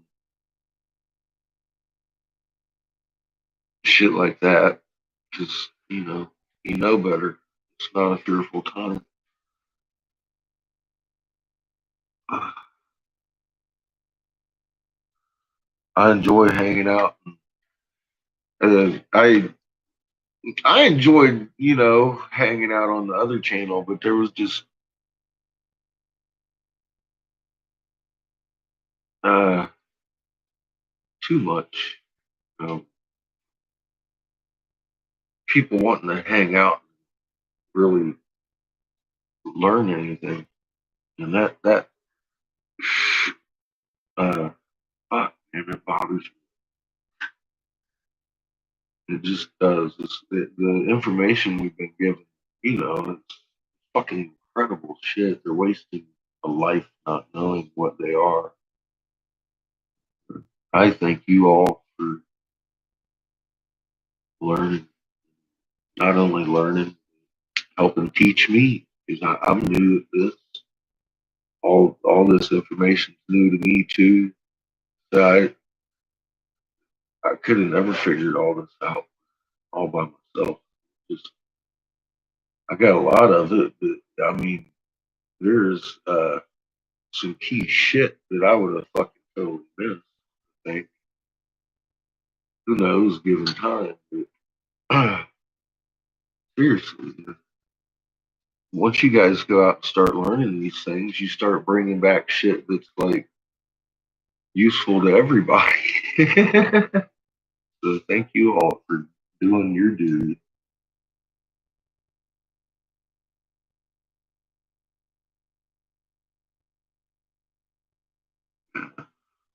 If I wasn't honest and informative, I think I'd be struck down.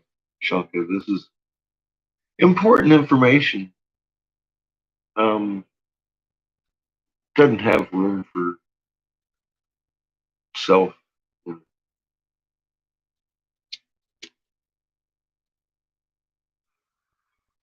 or opinions. It's all facts. Now you can have an opinion about the fact, but as you know, that it's not going to change the fact.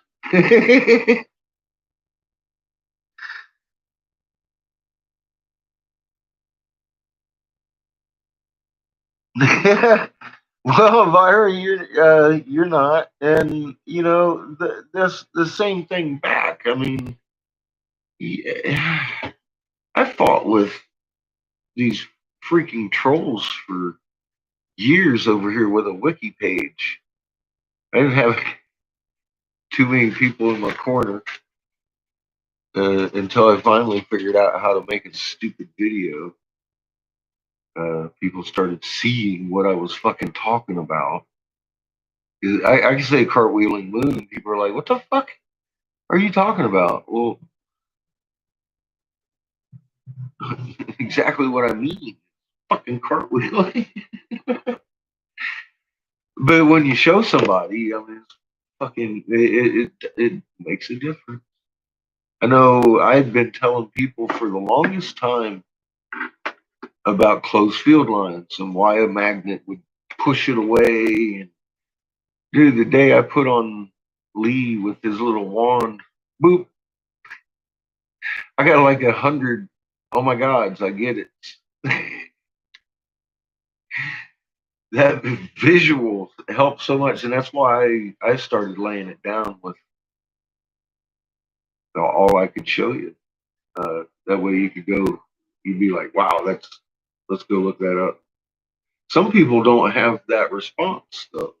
Of course, they'll sit there on that video and ask me questions that I've covered in other videos, and then they'll want to write a book for days about it and end up getting themselves blocked because they never moved on. If you ask me a question on every video or two, that's great. That means you're moving around, you're looking, you're learning. You might be even asking questions I ain't never been asked. I like people like that a lot because that's how this thing grows. You can only grow if you know it. You can't grow if you believe the fucking stupid words coming out of my head. I sound crazy, don't you know? But you just got to stick to what people can actually lay their eyes on. I get all the time. Uh, and what's funny, I just answered a lady today from a week ago that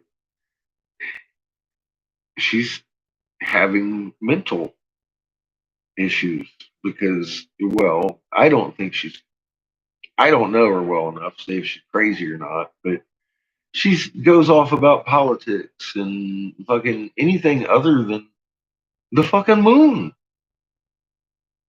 And I told her, I said, I've been telling her for a long time, and I just told her today, look, you've never listened very well.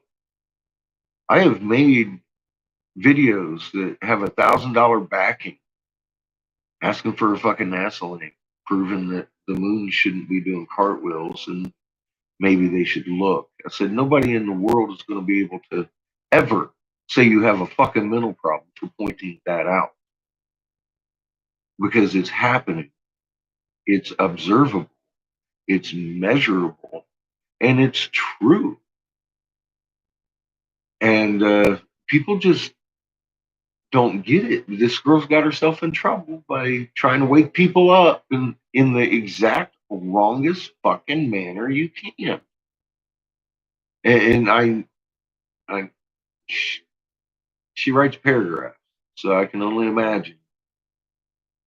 Oh my God, if I ran into her in a dark alley, I would probably call the cops. An absolute fucking sheer terror of the fucking talking about Palladian messages and weird cloud pictures, and now the government wants to eat my face.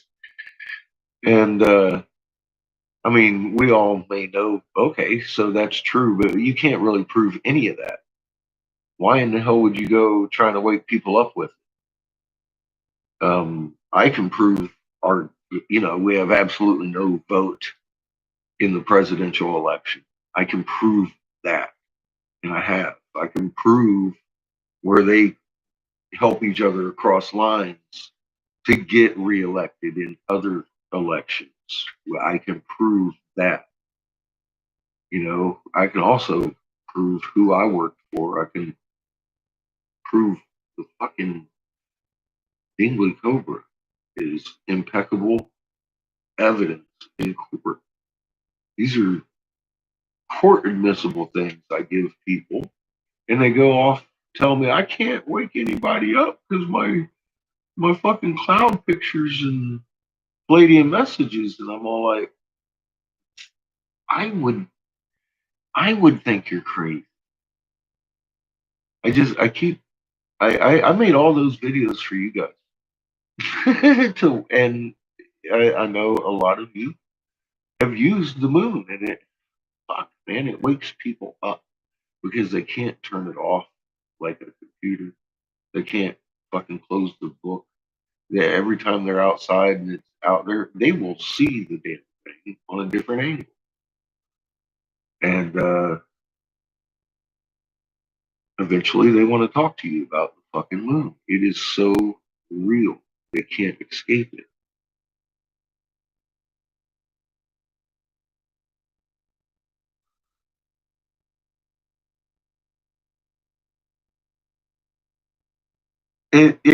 Thank you, Evelyn. It's not something they have to look up. It's not something they have to believe.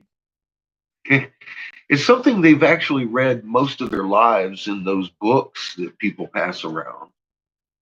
And when put into reference, it starts to open their eyes. Hand it to them. Be like, Isaiah 24:23, watch. It's confused. It's rolling like a cartwheel. Have a nice day. Leave them to it. You want to talk about a human being struggling and wanting to connect and have answers. Leave them by themselves with their own fucking thoughts in the moon.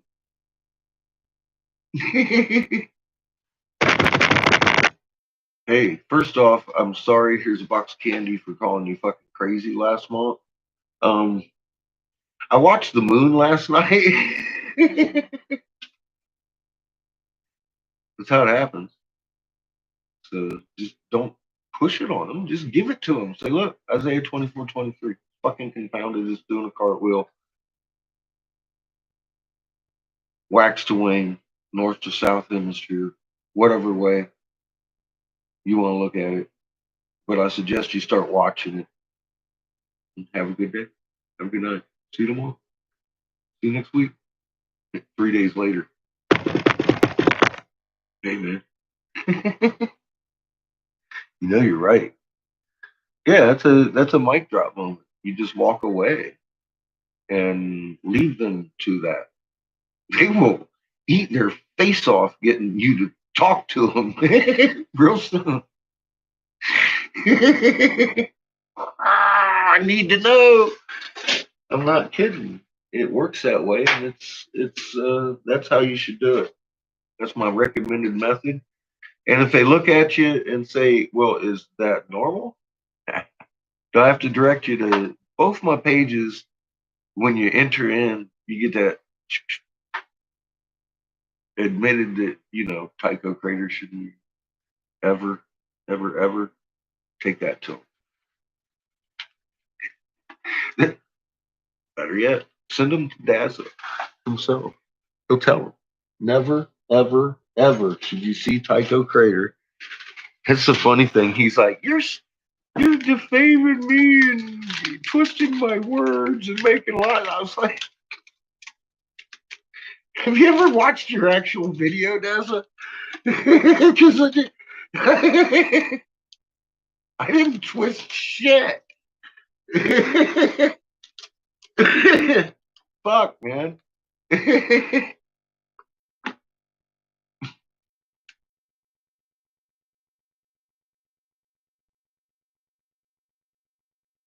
That's the beautiful thing about it.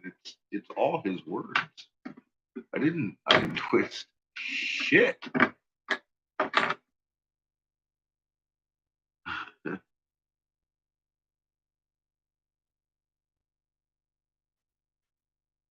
No.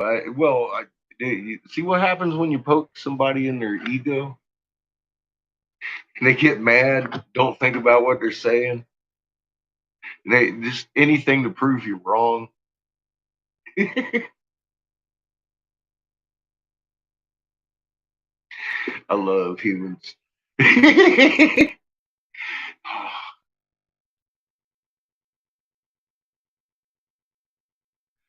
Well, they can't. They have been because field rotation was obscure. If somebody didn't know and they came in and threw field rotation at them, it was over. I didn't give a fuck what I threw at them because it makes them feel comfortable. Unless they actually came predispositioned to understand the moon ain't never cartwheeled before. There is that difference. But 9 out of 10, when they would approach them with that fucking Calgary link, it was over. I didn't give a fuck. I'd watched hundreds and hundreds and hundreds of people fall to the field rotation and believe it. Come back at me, but no, it's just field rotation. Come back at me. Yeah, I think it's just field rotation. Guess what? I made him specify Tycho Crater should never leave from X to Z. Takes care of that shit. No more motherfucking field rotation conversation ever. And I recorded his words before he could take the video down. If he did, I don't know if he did. It wouldn't do him any fucking good if he did. Now would it? Because I got it recorded forever and on MP4. It's not just on here. It's it's also on BitChute, hard downloaded from a completely separate file.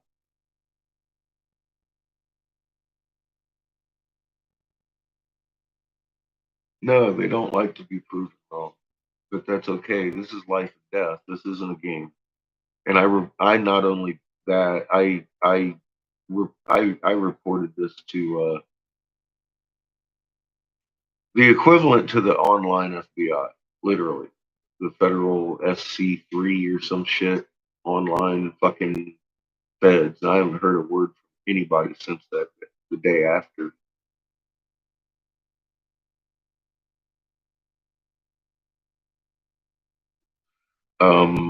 And somebody else, I can't remember, cybersecurities.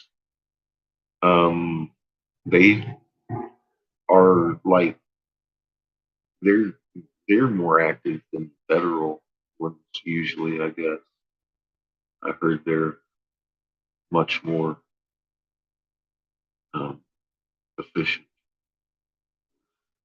stuff like that. I don't know. I made a report. I gave them a couple of files. I told them I've got about a dozen more files to give them if they need. And looking into what's going on here.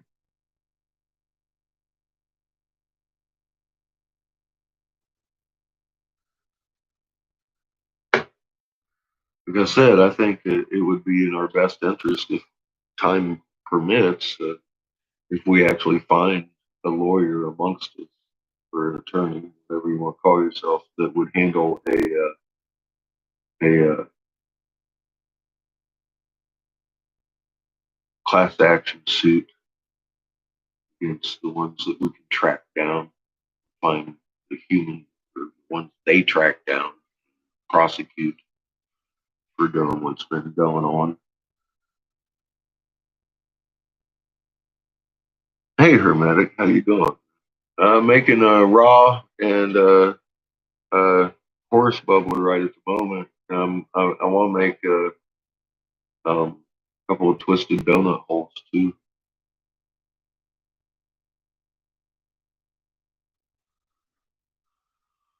I want to see what comes of the legal action. If anything, like I said, it's been kind of quiet.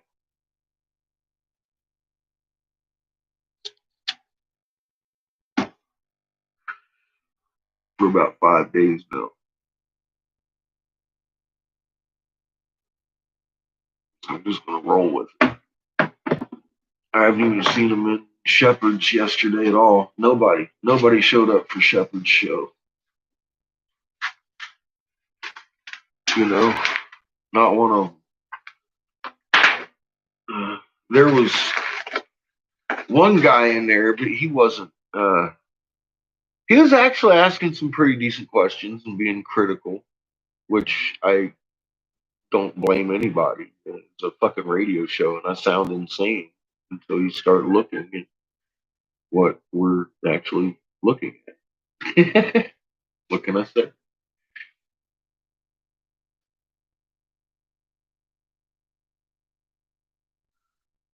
Yes, Yakov, it has, but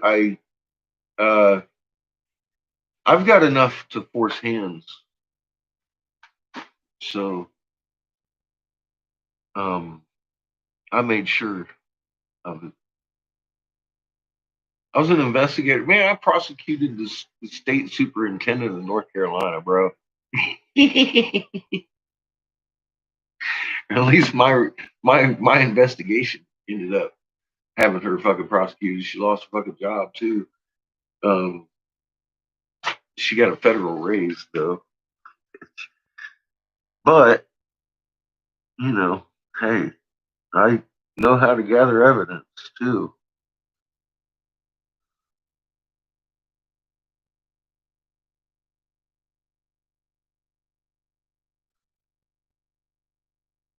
Well, exactly. See, I think they might realize their faux pas at this point and the damage done to their entire misinformation network, and they might just shut it down.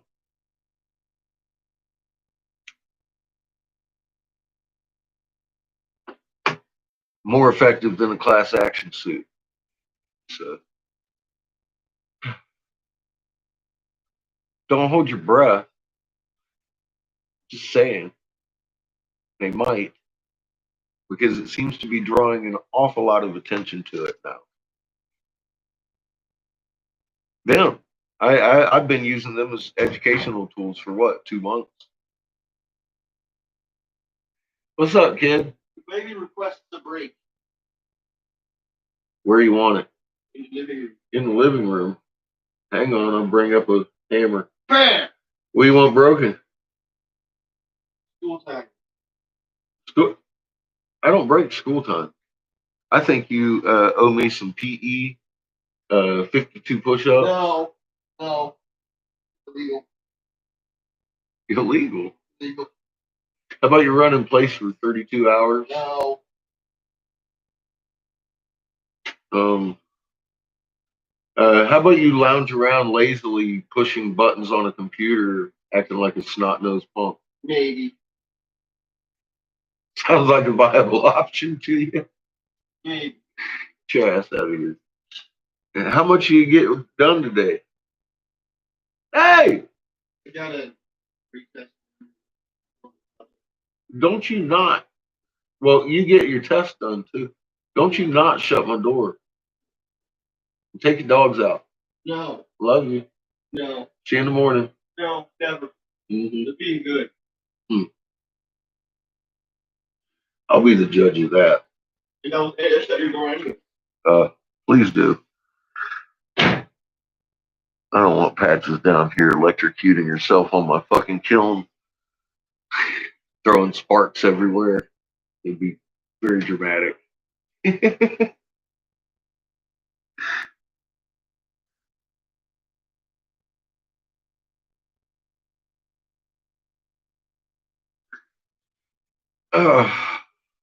Although I got one guy that I wouldn't mind class action suiting. I mean, look. I don't know. We'll see what happens here. I'm sure half of you wouldn't mind class action suiting that cocksucker either. Especially Thomas. Holy fuck, man. He followed him to his mayor or his governor's page, all fucking trolling him on his governor's page. I'm like, fuck, man, that ain't even right. Why you gotta go to the governor's page and troll a motherfucker?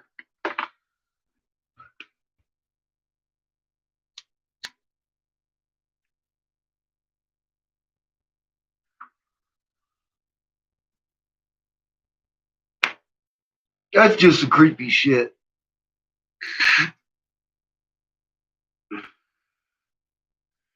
I love a good 3-hole, man. These things, no Scooby snacks. They all good to the last drop, too, man. It's a little bit of a task getting 3 holes where most men fear to get one. Bad fish.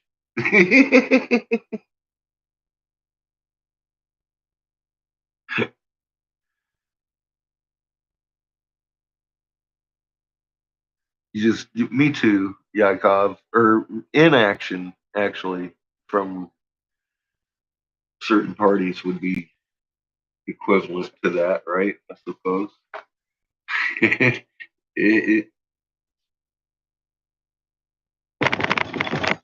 been quiet on the Western Front. I was very surprised not to see anybody visiting Shepard's show because I had pre-posted that everywhere.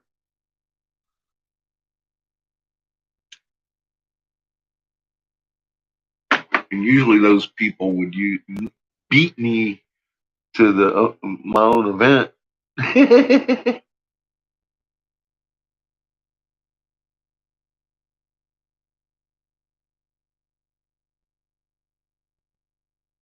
Hi, Janet.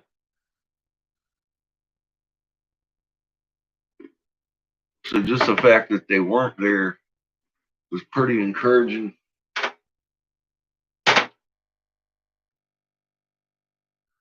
It was a fucking awesome show. John was on it. Homebrewed was on it last night for the last hour.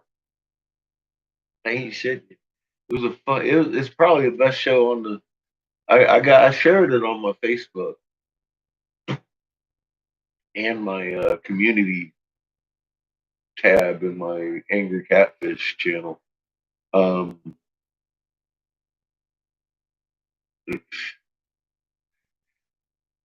I I probably have a biased opinion, but I think it's probably the best program online right now.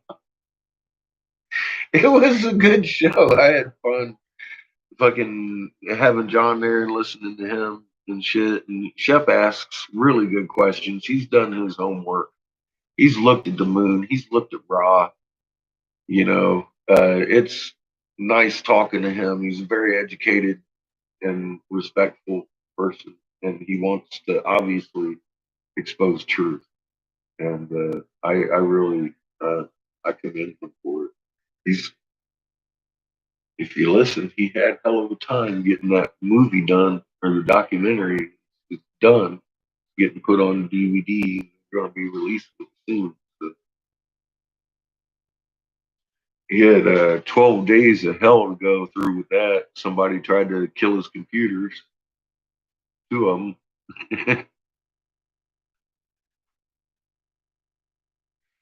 And I do believe it had everything to do with them wanting him to keep the dingly cobra in his pants. But it's definitely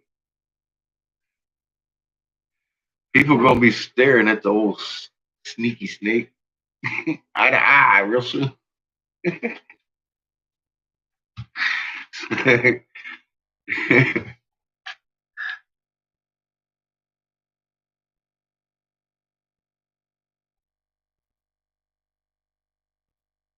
Green gummy bears. I hear those things can be pretty potent if you get the right brand. Oh shit! Don't do that, fish. No shaking the table. Ah, yeah. If you get the right brand, I hear those can be real good. I need to go make myself some toast or something. Speaking of which, I'm gonna grab off the bottom of my keepy spot over here. Pack this bowl.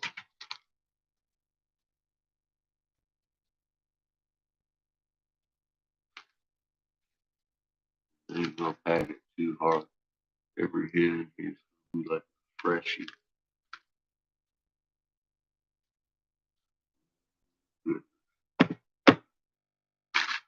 Yeah, grape pie. Good stuff. Look at all the keef on the bottom of this fucking bag over here. Crazy amounts of dusty, wonderful.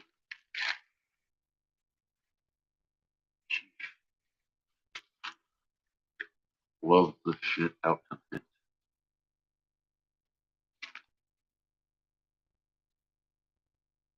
Can't refuse you. Green eggs and ham. Oh, that sounds good. I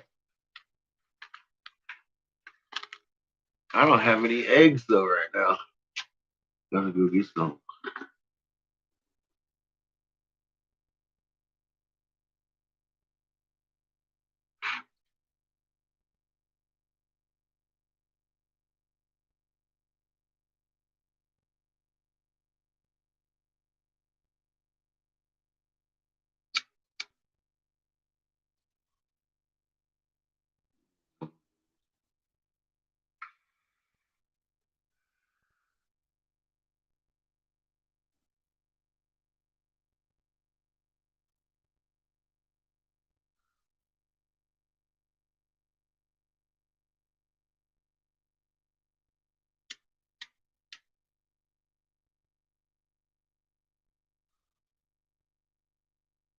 Yeah, you don't want to overdo anything.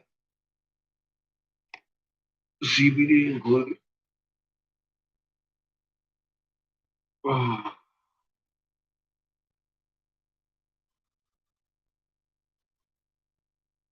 it's good. Plant medication instead of just specialized CBD purposes because it's just not as good uh, of a medicine. One, to use it alone, you need a lot more to do the same amount, a small amount with a small amount of this, and it doesn't need to get you high.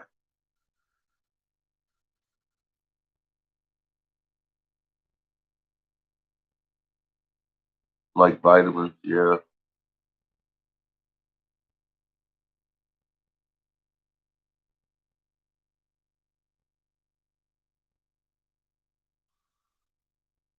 Well, that's what I said. You need to catalyze it with the THC because it turns into a different form, and it's much easier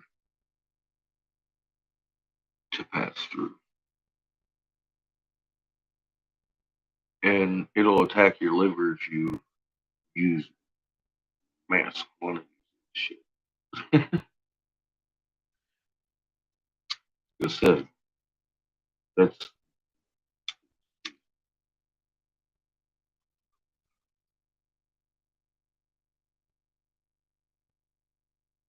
and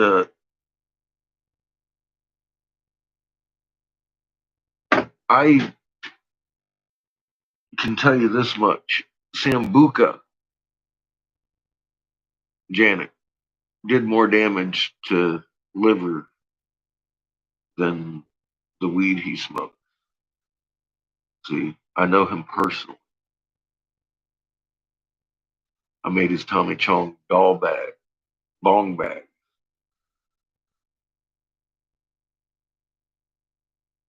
And Sambuca. He likes it so much, he smokes weed out of a bong with Sambuca in it, not water. That should give you a clue to what did his fucking liver. But people like to blame stuff that doesn't attack your fucking liver.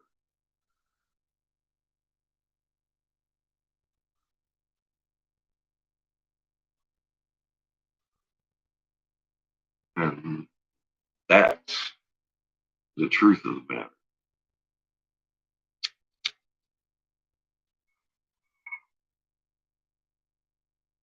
Yeah, I used to be like, dude, why in the hell are you smoking some of the best fucking kind out of Sambuca? Dude, everything you smoke out of this bong tastes like Sambuca. He's like, I like Sambuca. And it was his bong, his house. So, well, there you go.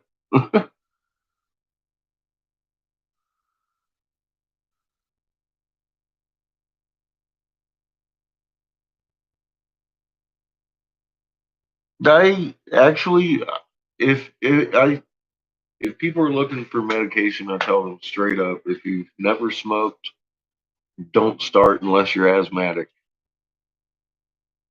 and then don't do it chronically.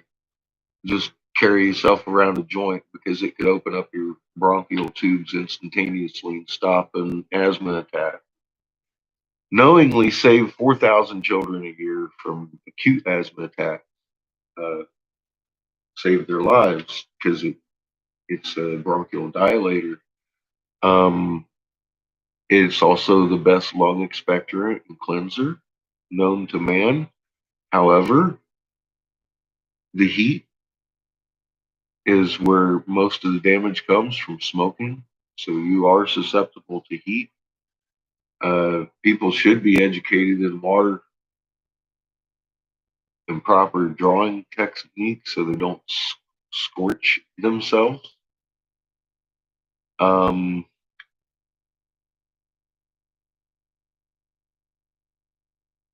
you've been smoking 4 years, and that makes you 21 years old. See, I started when I was 15. I'm 52. I fought for this legalization across the country, beginning in California when nothing was legal. Oh, you're 55. Well, you just said you've been smoking 4 years. That's what you just said. You've been smoking 14 years or 4 years. So I just did the math. It only added up to 21. Sorry. Either way, the damage would come from the heat.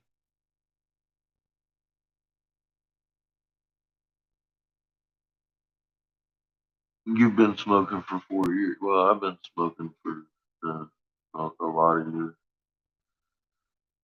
But I usually tell people start out on edibles if you want the better benefit of the medication.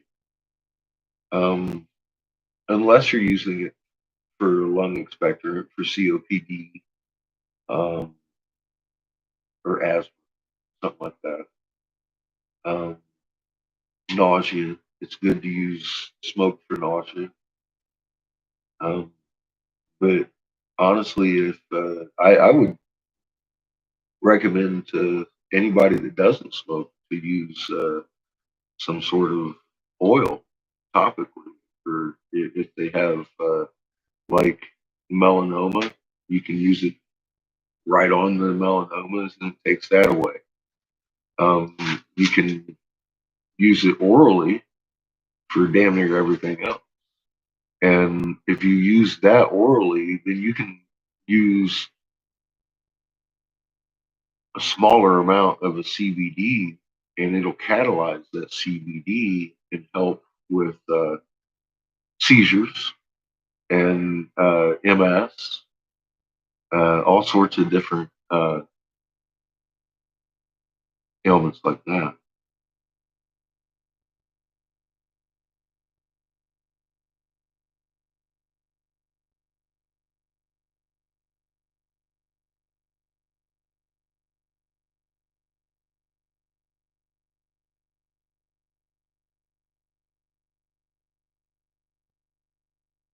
Yeah, something you should probably eat it. It's going to relax your back muscles. Smoking isn't going to do that for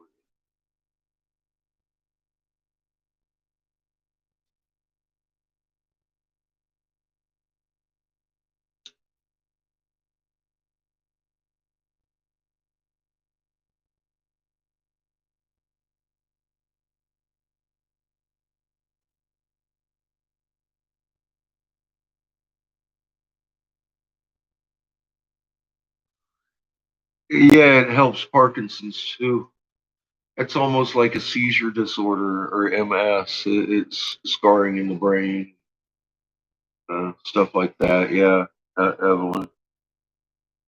It helps with fucking Alzheimer's. It's been shown that it eats the plaque away that causes the Alzheimer's. Helps you eat and gain weight. Yeah, I like eating hemp seed too. That shit is fucking good, and it's what your body needs. Hemp seed. Ugh.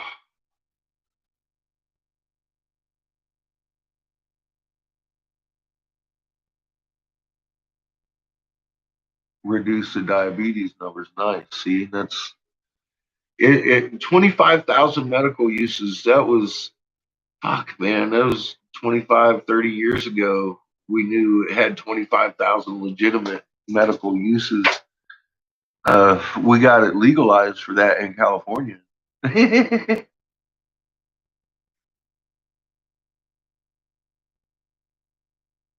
That was the most broad based medical legalization I'd ever.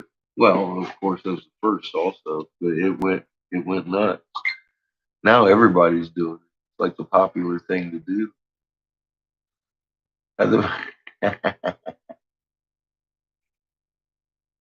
In 2020, Yakov.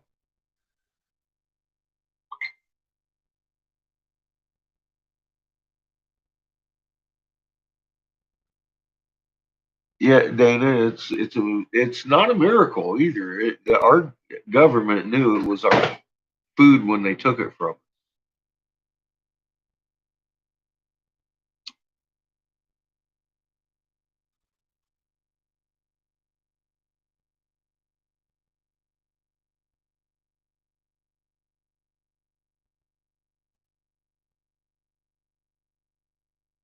Yeah, we should be eating it. It was porridge. It was gruel. It fed the masses forever until they decided that we needed to be dependent on gasoline instead of hemp fuel. Yeah, I mean, they needed a reason for war. Telling people that we were going to establish 180 UK banks in 180 nations that didn't want them would not be quite as fruitful in the recruiting area and the patriotism genres as dependency for oil and spreading freedom. Everybody wants to give up their kids for that shit, right? That's what we're here for.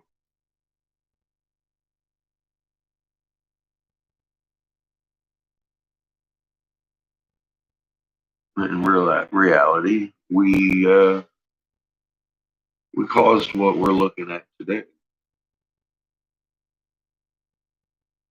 180 nations controlled by one corporation, and we're a third of that corporation, albeit the smallest third, because we are the scapegoat. It's the U.S. regime all around the world, right? No one talks the truth about the Crown Vatican DC puppet corporation. It's the U.S. regime, even in our news.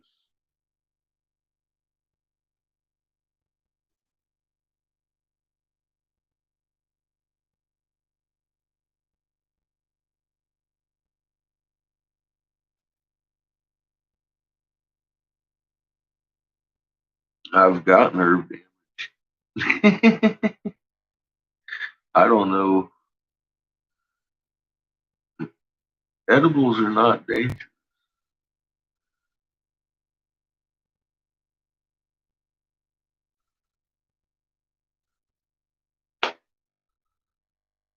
Telling you, Tommy hurt his liver with sambuca. It's an alcohol, not CBD oil.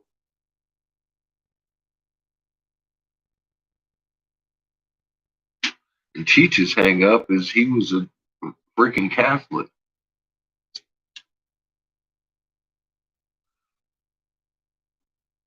And he's changed his mind recently.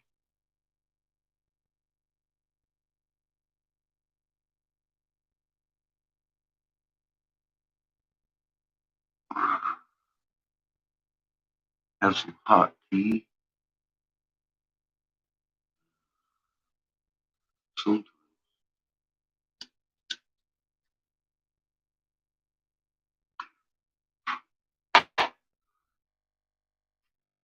Good to the last drop. All right, so let's see here. We have like 2 minutes left on this thing.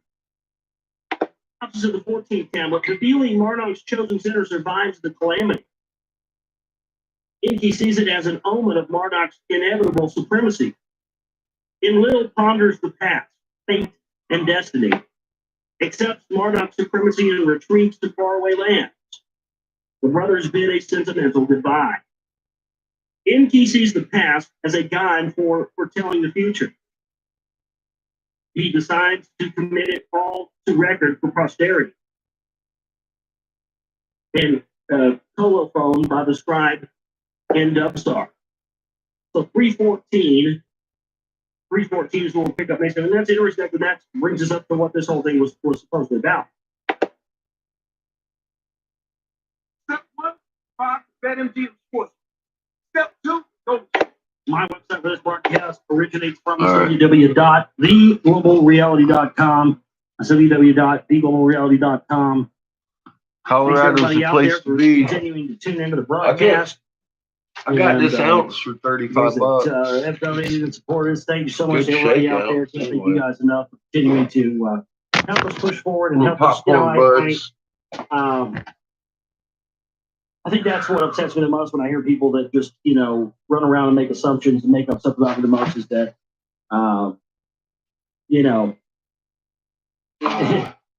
it makes me focus on, it makes me focus on negative things when I shouldn't be focusing on negative things. I should be focusing on, because, a lot of people try to do that. They try to get me mad. They try to shake me up, get in my headspace. They want to see me blow up. And a lot of people try to goad me into fights and shit all the time. And they're trying to get a reaction out of me, and I have to, Oblige them. when I see that people, I have no problem with the confrontation. I have a conversation with you, no problem. But if I see you're trying to goad me into a fight, I won't even go there. Because again, man, I just have a hard time giving two shits of a motherfucker about anything that doesn't have to do with the information. That's why we're all here. That's why we all Shit should of a be here. motherfucker, he That's the says. topic at hand. The subject at hand is the information. But because everybody is so obsessed with drama and bullshit and soap opera crap, they have to try and make something out of nothing for people that like me who, do this kind of stuff. This is my life, man. I live, eat, sleep, and breathe this stuff. You think I would do this, the hours that I do this, and not sleep and stay up all night working on movies and researching? You think I would do this with no paycheck at the end of the week if I didn't love it? I logged almost 60 hours last week working on the film and doing radio. And at the end of the week, when most people's weekend comes and they get their paycheck and they get to, have a few days off, guess what? Not that wasn't there for me. I had $20 in the bank.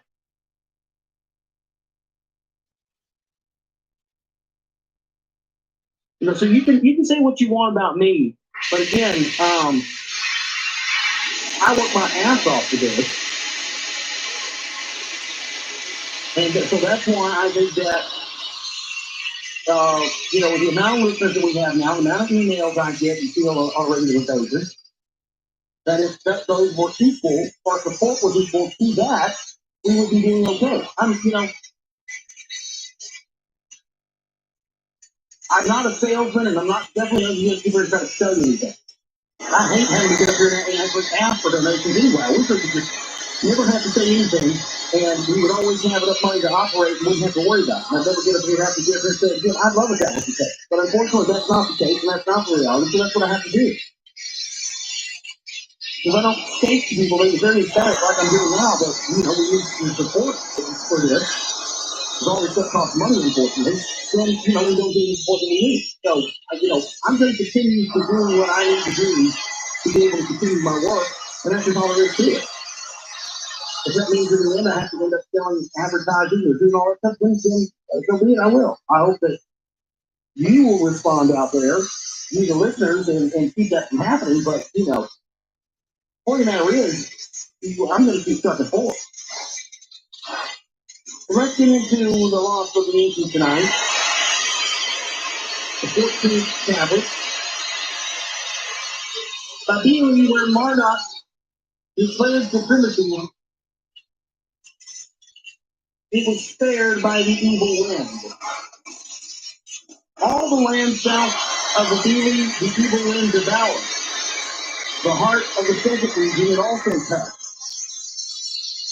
When, in the aftermath of the great calamity, Enlil and Enki surveyed the havoc and met.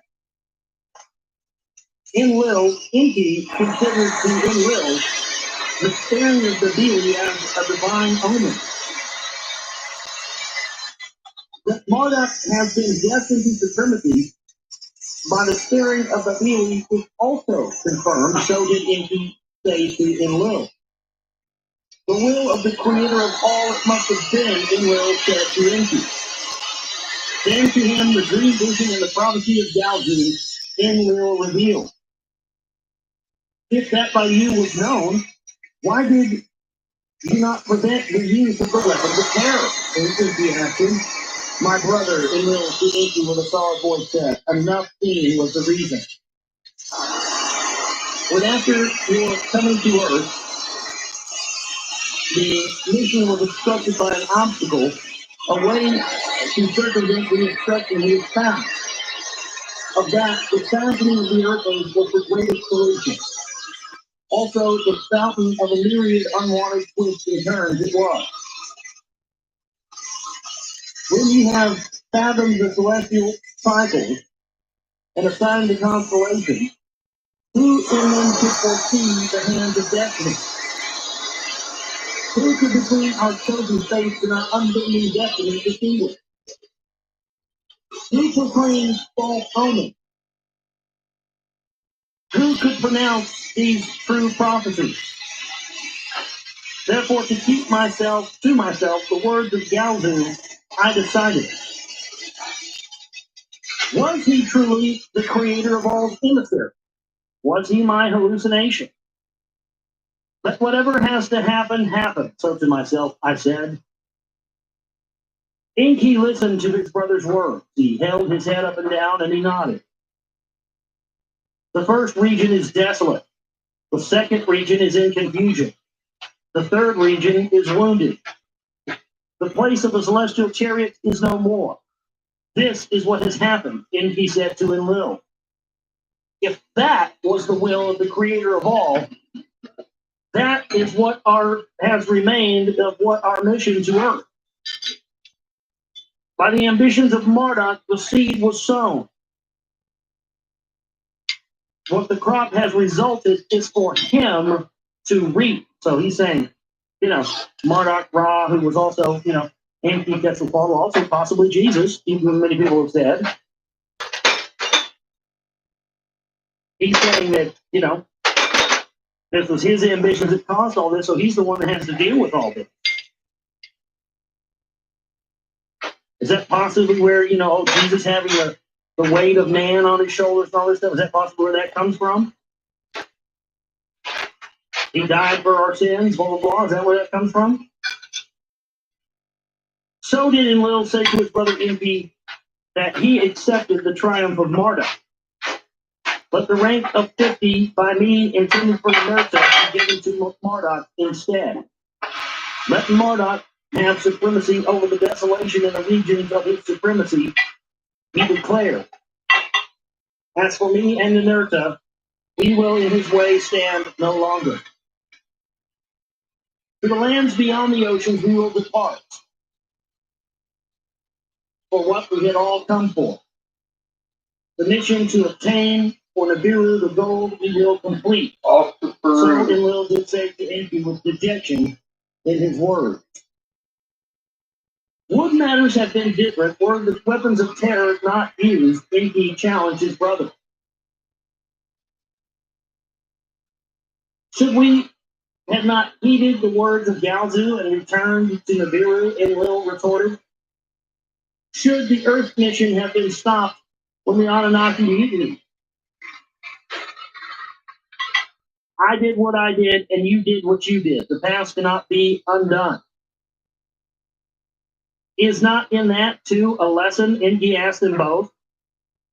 Is not what on earth happened what mirror what had taken place on Nibiru? Is not in that tale of the past the outline of the future written?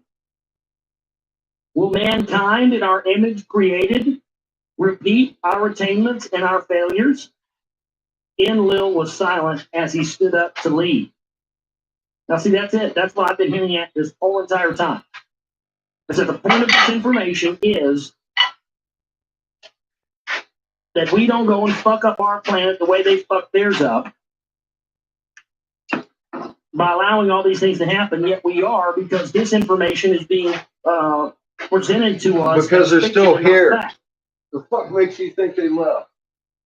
Specifically in the West. In other parts of the world, I don't know, maybe it's more accepted. But here in the United States, they are selling this and marketing to this as utter fiction and science What makes fiction you to us think and they totally made left? up. And not in any way, shape, or form insinuating I haven't heard that anything. might possibly be true. And even though so far it's not even alert people that these Sumerian texts are real, and according to an article that DJ put in the chat room earlier, 140,000 archives have gone, 140,000 pieces of antiquities from these ancient Anunnaki Sumerian civilizations. 140,000 ancient relics officially recorded as having been stolen or destroyed since the U.S. invasion in spring of 2003. You're honestly going to tell me that all that's just coincidence and none of that this stuff really means anything? It's just made up by Zachariah Sitchin, and none of these antiquities hold any of this stuff? Well, I got news for you. Of those 140,000 antiquities, most of those are cylinder seals, plate tablets. I mean, we need to know this information so we don't repeat what they have done on their planet. They're and still here. We are repeating that. We are going to repeat it again. They're Why? still here. Why? Because we're They're too still goddamn here. lazy and too goddamn stupid to think for ourselves. They're still And we're here. going to let the priest class and religion and government dictate to us what we think and what we believe because we're afraid of what other people are going to think about. I hate to have to admit that might be a possible outcome for us, but goddamn it looks like it might be. But I'm going to do my goddamn best to make sure it's not that way. You do it, Understand? Josh. You're still here, buddy.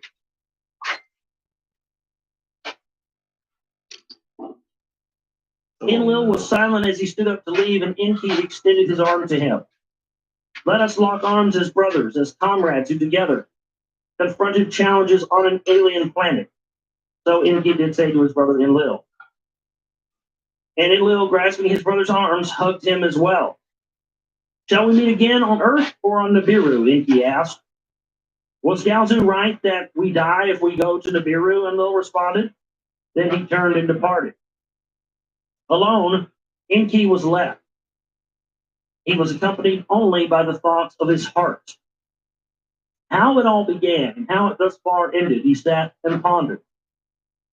Was it all destiny, or was it fate by this and that decision fashion? If heaven and earth cycles within cycles are regulated, what happened will occur again. Is the past the future? Will the earthlings emulate the Anunnaki? Will the earth relive Nibiru? It looks like we're going that way, doesn't it? All the government buildings, folks, all the power position of government are built as tribute to the temples of the god. I mean, don't you see this now? Will he, the first to arrive, be the last to leave? Besieged by thoughts, Enki made a decision to put all of the events and all of the decisions, starting with Nibiru to this day on Earth, in a record to be a guide for future generations to come. Let posterity at a time by destiny designated read the record. Well, guess what? Let posterity at a time by destiny designated. Well, guess when that is? That's right now, ladies and gentlemen. And the whole time I've been reading this. Let posterity at a time by destiny designated. Right now. Read the record. Remember the past. Understand the future as prophecy. Let the future of the past be the judge. These are the words of Enki, firstborn of Anu of Nibiru. The words of the Lord Enki, the 14th tablet, written from the mouth of the great Lord Enki. Not one word missed, not one word added, by the master scribe in Dubsar, a man of Eridu, son of Udbar. By the Lord Enki, with long life, I have been blessed. That means he's had his DNA changed, so he's now immortal. That's what that means. Mm-hmm. And that's it. That's it. That concludes our reading of the Lost Book of Enki. I'll be making the decision pretty soon on what my next thing to read is going to be, and I'll let you know. We'll start that soon in an upcoming broadcast. Short show tonight. Well, I almost didn't do a show. There wasn't a lot of material, but amazing stuff there. Now that that's completed, people can make YouTube videos and spread that around. And I'm so glad we read that, and I'm planning on reading more of this stuff because I've learned a lot from it. Because I used to think Zachariah Sitchin was just a disinfo stooge. That's what I had been told. That's what I believe. And he very much was somebody who was allowing his work to be seen as fiction intentionally, so that people would look at it for themselves, by proxy, benefiting the elite and their agenda and everything else. And I'm sure they paid him well. I mean, you don't get a New York Times bestseller and not make a lot of money. That's just the fact of the matter. And he had several of them, and you don't get that unless you're serving the elite. So that's one thing I've learned for sure. I think I've learned more about definitely what his role was to them. I've learned more about the fact that there's been a massive campaign to try and, again, do the same thing people do to me. They sort of attack me and attack my character and talk about what an asshole and a clown or whatever else I am. I am an asshole clown. Yet they never bring anything to the table to combat the info. What about it? You That's the saying same something thing bad here, about you them, know. but It's the same thing asshole they try to clowns? do me with the CMT info. Josh? They want to talk about me and my shortcomings and everything else instead of what we are all here to talk about, and that is the information. And if you take anything else away from this reading of this Zachariah Sitchin thing, take this, because again, you know, I don't endorse the guy's work or anything else. The fact of the matter is, during the reading of this, I went back and have done more research into these tablets, found multiple, you know, scholarly translations, and they match Zachariah Sitchin translations almost word for word in every case. So, I mean, to me, there's just no, regardless of Zachariah Sitchin or not, there is no doubt. It's just irrefutable that this information has been given fictional status, so they can fictionalize the truth. So when you tell somebody the truth seems like fiction. All science fiction has been created for that. But when we hear the truth, we automatically, when we hear it and it's so outlandish to us, we automatically assume that it has to be fiction, because the reference we have for that is Star Wars or sci-fi or comic books or something else. That's been the operation for years to come. And the one thing I've learned is that, you know, go to the source yourself and make up your own mind and make up your own decision. And that's what you should always do. Please support us if you can, folks. At TheOverrated.com, I'm tired of saying it. We do need help. Support us if you can. Help us reach that goal so we can push forward and kick the fourth year in its ass. My name is Josh Reeves. I love each and every one of you, and we'll see you next time for the show. You guys have a great one. Take care.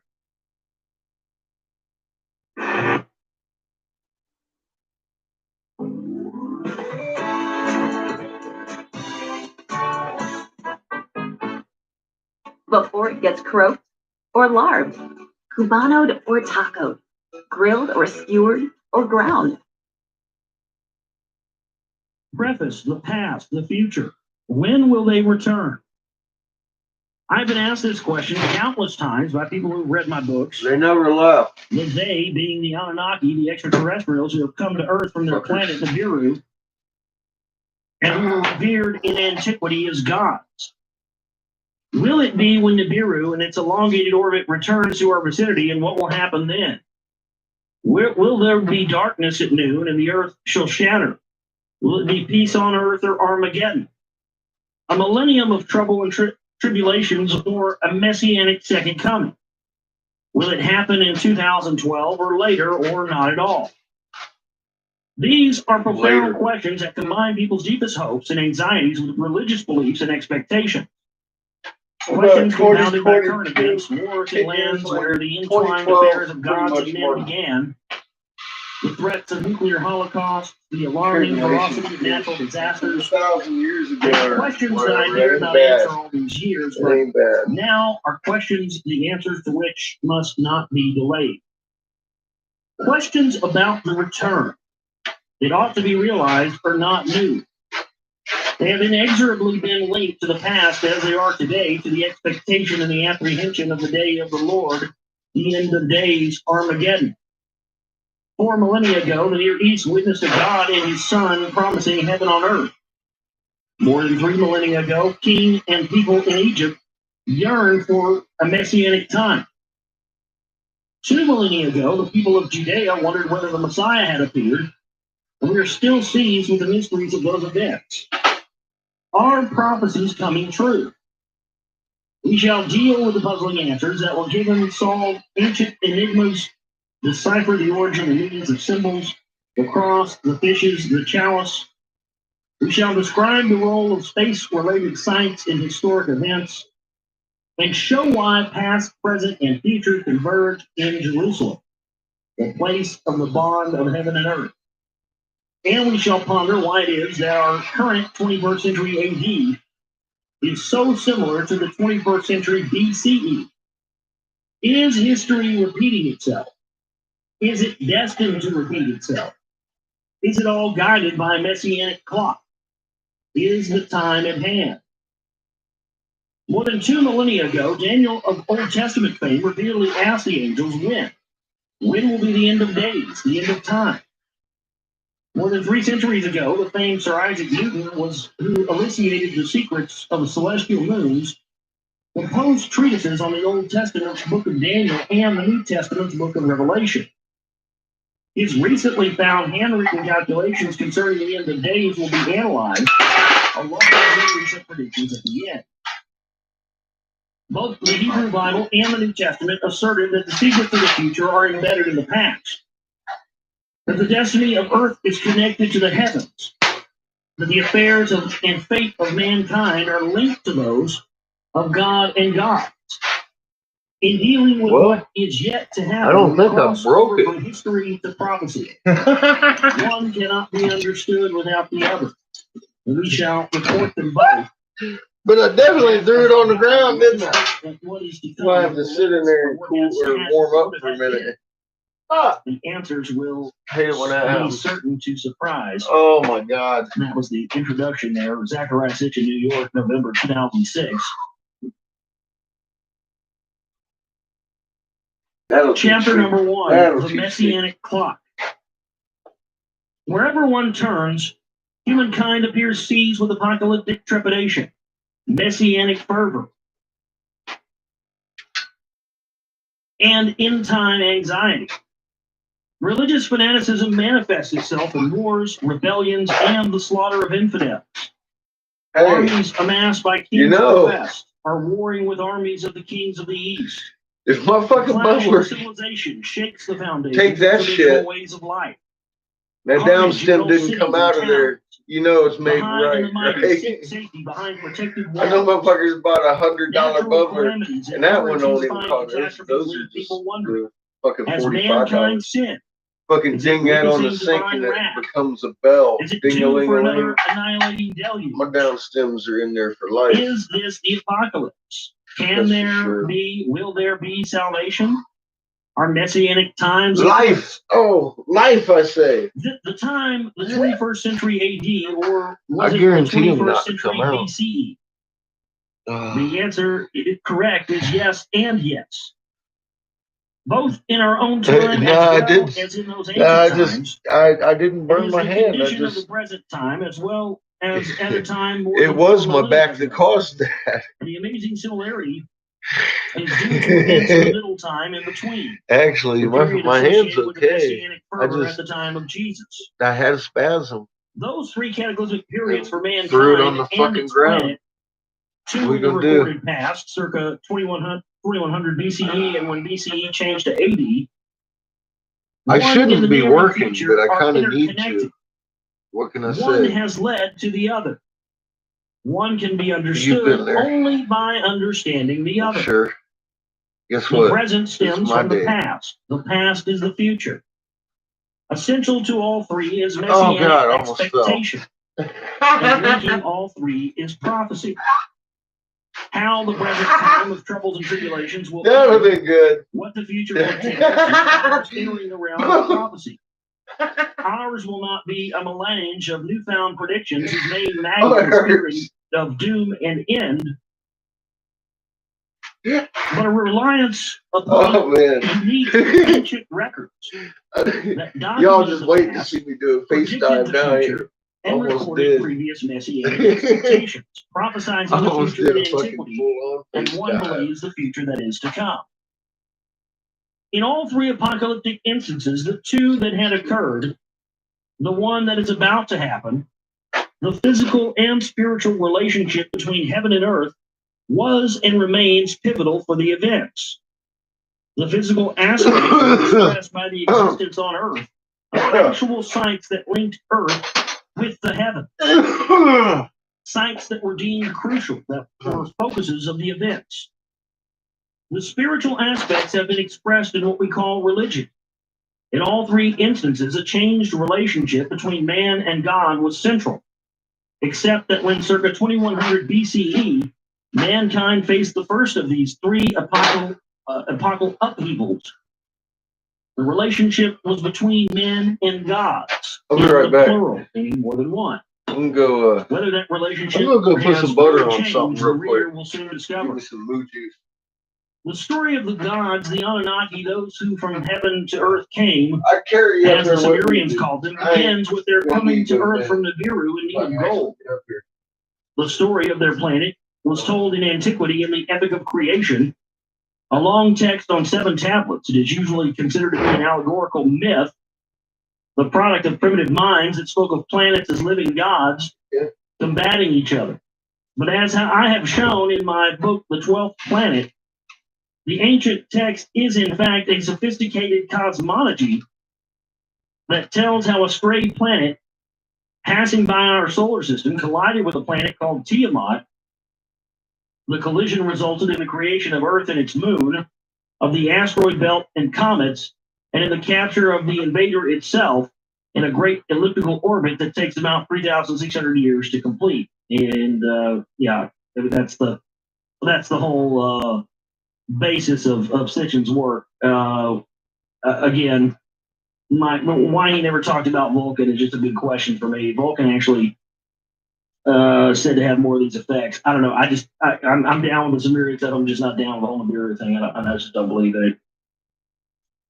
It was Sumerian texts tell 120 such orbits, 432,000 Earth years prior to the deluge, the great flood, that the Anunnaki came to Earth.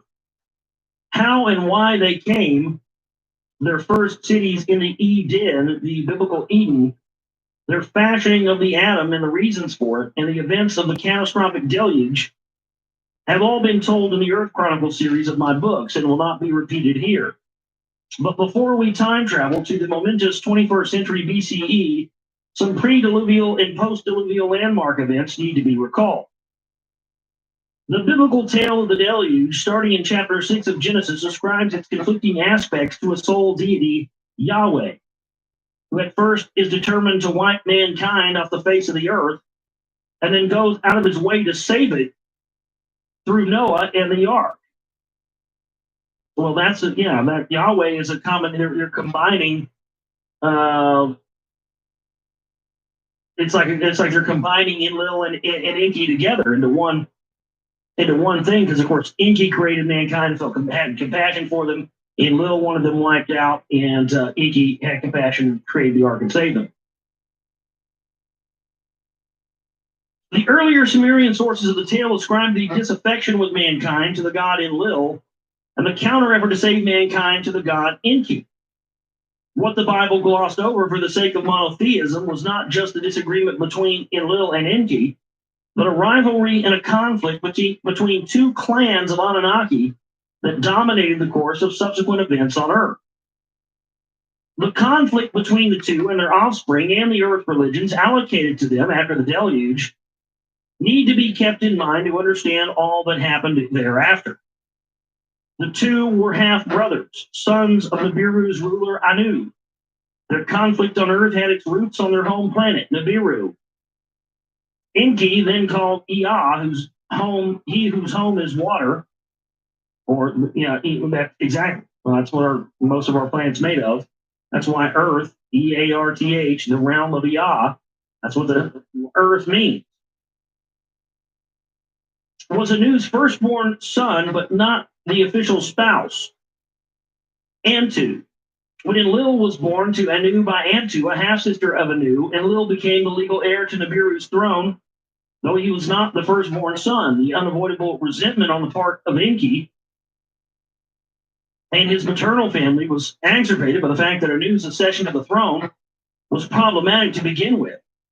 Having lost out in a succession struggle to a rival named Alalu, he later usurped the throne in a coup d'etat, forcing Alalu to flee Nibiru for his life. That not only backtracked Ea's resentments to the days of his forebears, but also brought about other challenges to the leadership of Enlil, as told in the epic tale of Anzu. From the tangled relationships of Nibiru's royal families and the ancestries of Anu and Antu, Enlil and Ea, see the Lost Book of Enki, or better yet, listen to my reading of it on YouTube.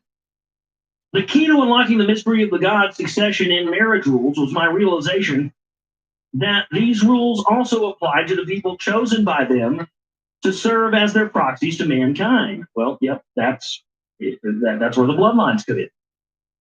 It was the biblical tale of the patriarch Abraham in Genesis 20:12. Isn't that interesting? Genesis 20:12. The book of Genesis, chapter 20, verse 12. That he did not lie when he had presented his wife Sarah as his sister. Indeed, she is my sister, the daughter of my father, but not the daughter of my mother, and she became my wife. Not only was marrying a half-sister from a different mother permitted, but a son by her, in this case Isaac, became the first legal heir and dynastic successor rather than the firstborn Ishmael, the son of the handmaiden Hagar. How such succession rules caused a bitter feud between Ra's divine descendants in Egypt, the half-brothers Osiris and Seth, who married the half-sisters Isis and Nephthys, is explained in the Wars of Gods and Men. Though those succession rules appear complex, they were based on those who write about royal dynasties they were based on what those who write about royal dynasties call bloodlines. What we now should recognize as sophisticated DNA genealogies that also distinguish between general DNA inherited from the parents as well as the mitochondrial DNA that is inherited by females only from the mother. The complex yet basic rule was this: dynastic lines continue through the male line. The firstborn son is the next in succession. A half-sister could be taken as a wife if she had a different mother, and if a son by such a half-sister is later born, that son, though not firstborn, becomes the legal heir and the dynastic successor. The rivalry between the two half-brothers, Eli and Enki, and Enlil, in matters of the throne, was complicated by personal rivalry in matters of the heart. They both coveted their half-sister Ninmah, whose mother was yet another concubine of Anu. She was Eah's true love, but he was not permitted to marry her. Enlil then took over and had a son by her, Ninurta. Though born without wedlock, the succession rules made Ninurta Enlil's uncontested heir, being both his firstborn son and one born by a royal half-sister. Eah, as related in the Chronicles book, was the leader of the first group of 50 Anunnaki to come to Earth to obtain the gold needed to protect the Nibiru's dwindling atmosphere. When the initial plans failed, his half-brother Enlil was sent to Earth with more Anunnaki for an expanded mission. If that was not enough to create a hostile atmosphere, Ninmah too arrived on Earth to serve as chief medical officer. A long text known as the Atrasis Epic begins the story of gods and men on Earth with a visit by Anu to Earth to settle once and for all, he hopes, the rivalry between his two sons, and that was ruining the vital mission. He even offered to stay on Earth and let one of the half-brothers assume the regency on Nibiru. With that in mind, the ancient texts tell us lots were drawn to determine who would stay on Earth and who would sit on Nibiru's throne. The result of drawing lots then was that Anu returned to Nibiru as its king, Eah, given dominion over the seas and waters. In later times, Eah was known as Poseidon to the Greeks and Neptune to the Romans. He was granted the epitaph Enki, the Lord of the Earth, to soothe his feelings, but it was Enlil, Lord of the Command, who was put in overall charge. To him, the Earth was made subject. Resentful or not, Eah and Enki could not defy the rules of succession or the results of the drawing of lots. And so the resentment, the anger at justice denied, and a consuming determination to avenge injustices to his father and forefathers, and thus to himself, led Enki's son Marduk to take up the fight. Several texts describe how the Anunnaki set up their settlements in the Eden, the post-diluvial Sumir, each with a specific function and all laid out in accordance with a master plan. The crucial space connection, the ability to constantly stay in communication with the home planet and with the shuttlecraft and spacecraft, was maintained from Enlil's command post in Nibiru, the heart of which was a dimly lit chamber called the Duranki, the bond of heaven and earth. Yeah, the bond of heaven, that's a Stargate. Another vital facility was a spaceport located at Supar, the bird city. Man, where they land their fucking Klingon bird of prey at. Tick-tock! Sure! These four lay at the center of concentric circles that with each other, where the cities of the gods were located. Altogether, they shaped out for an arriving spacecraft a landing corridor whose focal point was the Near East's most visible topographic feature, the twin peaks of Mount Ararat.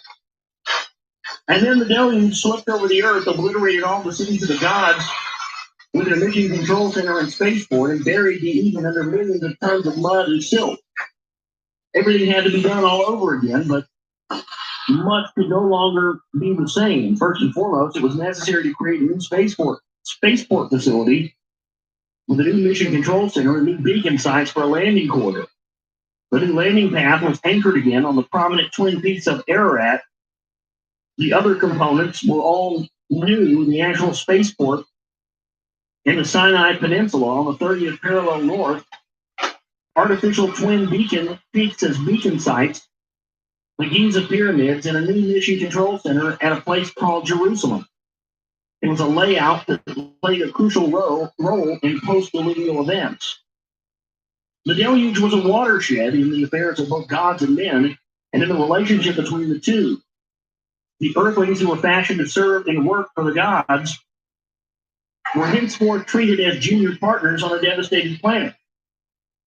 The new relationship between men and Until they gods was fucking formulated, destroyed us sanctified, and codified when mankind was So much granted its fucking first bullshit. high civilization in Mesopotamia circa 3800 BCE. The momentous event followed a state visit to Earth by Anu, not just as Nibiru's ruler, but also as the head of the pantheon on Earth, of the ancient gods. Another, and probably the main reason for his visit, was the establishment and affirmation of peace among the gods themselves, a live and let live arrangement dividing the lands of the old world among the two principal Anunnaki clans, that of Enlil and that of Enki, for the new post-diluvial circumstances, and the new location of the space facilities implied a new territorial division among the gods. It was a division that was reflected in the biblical table of nations, Genesis chapter 10, in which the spread of mankind emanating from the three sons of Noah was recorded by nationality and geography. Asia to the nations, land of Shem, Europe to the descendants of Japheth, Africa to the nation and lands of Ham. The historical records show that the parallel division among the gods allowed the first two to be Israelites, the third one to Enki and his son. The connecting Sinai Peninsula, where the vital post-diluvial spaceport was located, was set aside as a neutral sacred region. And that's the reason why those are considered the holy lands and stuff, folks. That's where the fucking aliens landed. Come on. While the Bible simply listed the lands and nations according to their Noahide division, the earlier Sumerian text recorded the fact that the division was a deliberate act. The result of deliberations by the leadership of the Anunnaki, a text known as the Epic of Etana tells us that the great Anunnaki who decreed the fates sat exchanging their counsels regarding the earth. They created the four regions and set up the settlements. In the first region, the land between the two rivers, the Euphrates and the Tigris, Mesopotamia, man's first known high civilization, that of Sumer, was established, where the pre-diluvial cities of the gods had been. Cities of man arose, each with its sacred precinct where a deity resided in his or her ziggurat. Enlil in the Tur, Nima in Shipparak, Ninurta in Lagash, Menarsin in Ur, so on and so on, in each such urban center, and Ensi, a righteous shepherd, initially a chosen demigod, was selected to govern the people in behalf of the gods. His main assignment was to promulgate codes of justice and morality. In the sacred precinct, a priesthood, overseen by a high priest, served the god and his spouse, supervised the holiday celebrations, and handled the rites of offerings, sacrifices, and prayers to the gods. Art and sculpture, music and dance, poetry and hymns, and above all, writing and record keeping flourished in the temples and extended to the royal place. The royal palace, rather. From time to time, one of those cities was selected to serve as the land's capital. There, the ruler was King Lugal, the great man. Initially, and for a long time thereafter, this person, the most powerful man in the land, served as both king and high priest. He was carefully chosen for his role and authority, and all visible symbols of kingship were deemed to have come to earth directly from heaven, from a new Nibiru. A Sumerian text dealing with the subject stated that before the symbols of kingship, the tiara, the crown, and the scepter, and of righteousness, the shepherd's staff, were granted to an earthly king, they lay deposited before Anu in heaven. Indeed, the Sumerian word for kingship was anuship. The aspect of kingship as the essence of civilization, just behavior, and a moral code for mankind was explicitly expressed in the statement in the Sumerian king list that after the deluge, kingship was brought down from heaven. It was a profound statement that must be borne in mind as we progress in this book to the messianic expectations in the words of the New Testament for the return of the kingship of heaven to earth. And we are going to stop right there on that part of the book that is, let's see.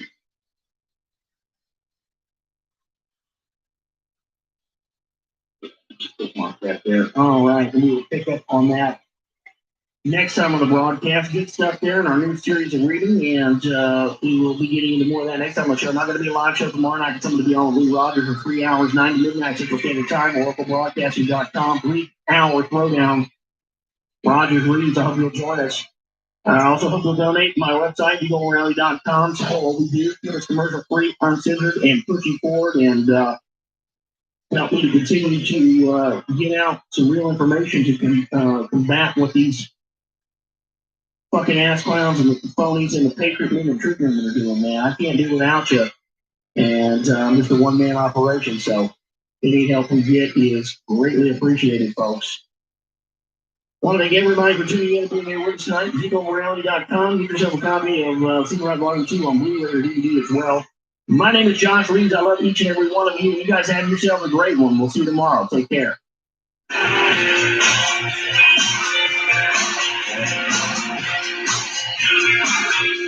was walking down the street in the town where I was born. I was moving to a beat that I never felt before. So I opened up my eyes and I took a look again. Saw you reading across the sky. You really touched me. Yeah, living in the first now.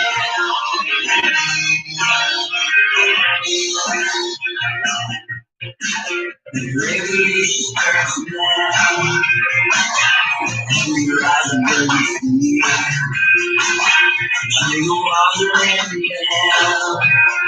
The revolution starts now. We can wait a day. Really knock it down. Yes, you give me what you see. The revolution starts now. Yeah, the revolution starts now.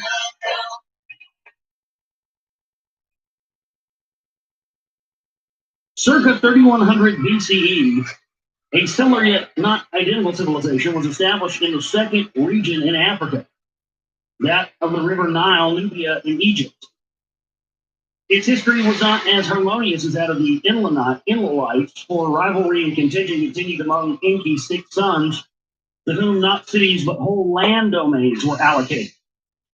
Paramount was an ongoing conflict between Enki's firstborn, Marduk, also known as Ra in Egypt, and Nimizida, Thoth in Egypt, a conflict that led to the exile of both Thoth and a band of African followers to the New World, where he became known as Quetzalcoatl, the winged serpent. And that's what where my research has taken me on the rock wall thing. That's what it appears that, that's what it appears this time period in which the rock wall was created was that time period in which Thoth and his band of African followers came to the New World. And when he became known as Quetzalcoatl, the winged serpent. Marduk Ra himself was punished and exiled when opposing the marriage of his young brothers and nieces to Enlil's granddaughter, Inanna and Ishtar. He caused his brother's death. It was as compensation to Inanna and Ishtar that she was granted dominion over the third region of civilization, that of the Indus Valley. Circa 2900 BCE was for good reason, as the three civilizations, as was the spaceport in the sacred region, were all centered on the 30th parallel north.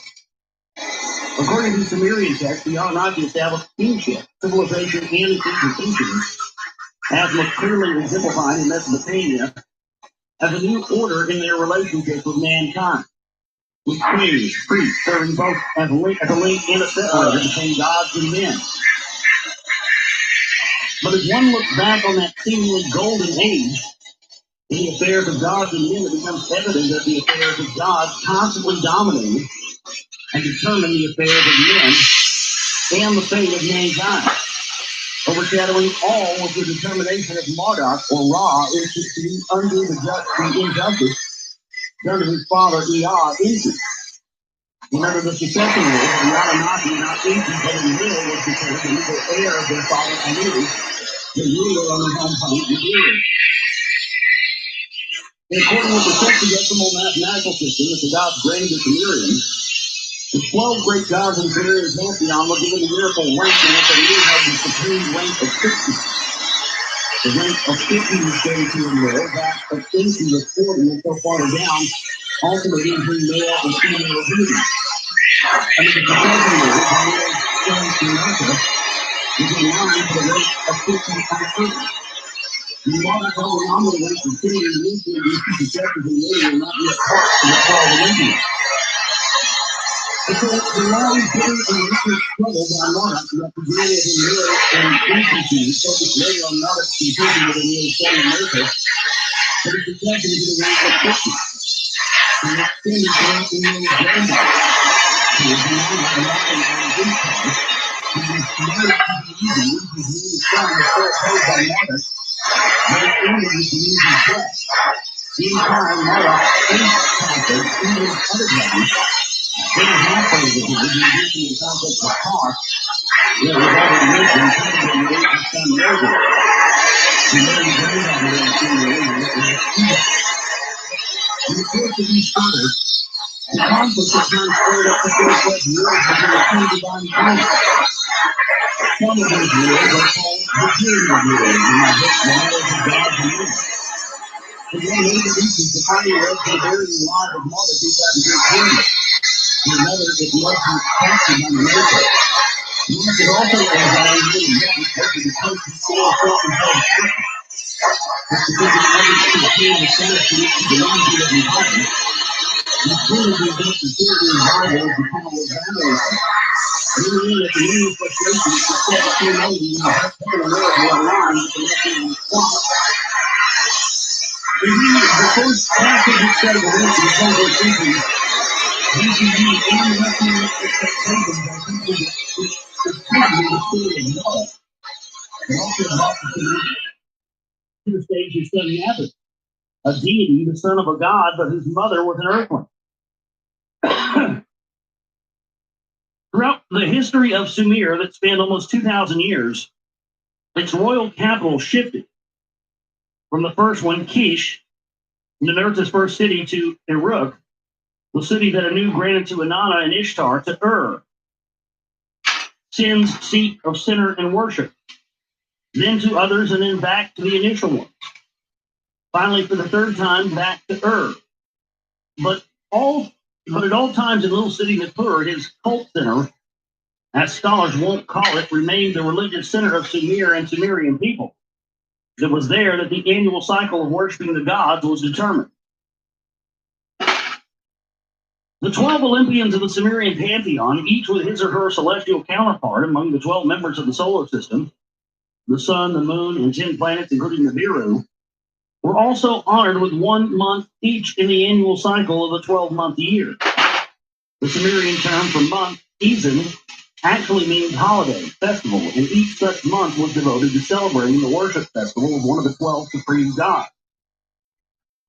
There was a need to determine the exact time when each such month began, and ended not in order to enable peasants to know when to sow or harvest, as schoolbooks explain, that led to the introduction of mankind's first calendar in 3760 BCE. It is known as the calendar of Nippur, because it was the task of its priests to determine the calendar, intricate timetables, to announce for the whole land the time of the religious festivals. The calendar is still in use to this day as the Jewish religious calendar, which in AD 2007 numbers the year. In pre-diluvial times. Nippur served as mission control center. In Lil's command post, where he set up the Duran Key, the bond of heaven and earth for communications with the home planet, Nibiru, and with the spacecraft connecting them, after the deluge, these functions were relocated to a place later known as Jerusalem. Its center position, equidistant from the other functional centers in the Eden, were also deemed to be equidistant from the four corners of the earth, and given the nickname Navel of the Earth. A hymn to Enlil referred to Nippur and its functions thus as this: Enlil, when you marked off divine settlements on earth, Nippur you set up as your very own city. You founded the Duran Key in the center of the four corners of the earth. The term the four corners of the earth is also found in the Bible. And when Jerusalem replaced Nippur as mission control center after the deluge, it too was nicknamed the navel of the earth.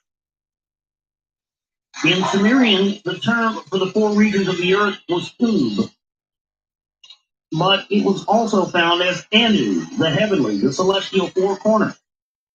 In this case, an astronomical term connected with the calendar. It is taken to refer to the 4 points in the Earth-Sun cycle, and the annual cycle that we nowadays call the summer solstice, the winter solstice, and the 2 crossings of the equator. One as the spring equinox, and then as the autumnal equinox. And the calendar of Nippur, the year began on the day of the spring equinox. Did I burn it? Still remained in the ensuing calendars of the ancient Near East.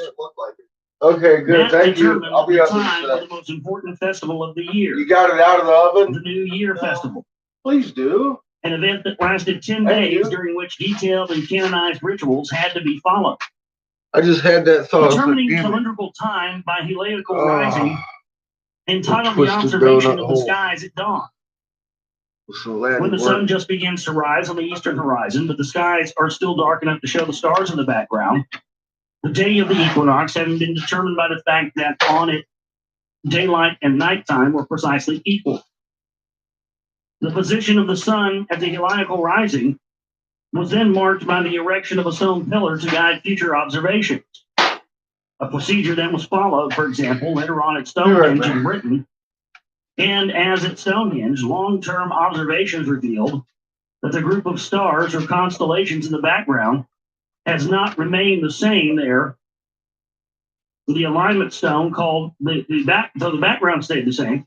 There, the alignment stone called the heel stone that points to a sunrise on solstice nowadays pointed originally to a sunrise circa 2000 BCE.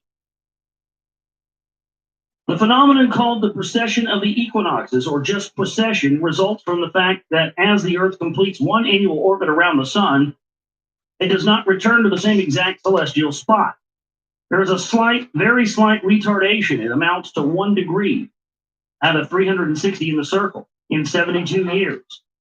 It was Enki who first grouped the stars observable from Earth into constellations and divided the heavens in which the Earth circled the sun into 12 parts.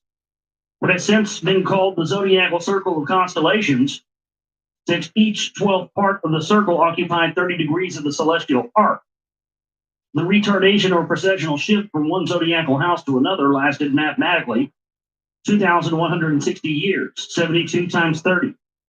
And a complete zodiacal cycle lasted 25,920 years, 2,160 times 12.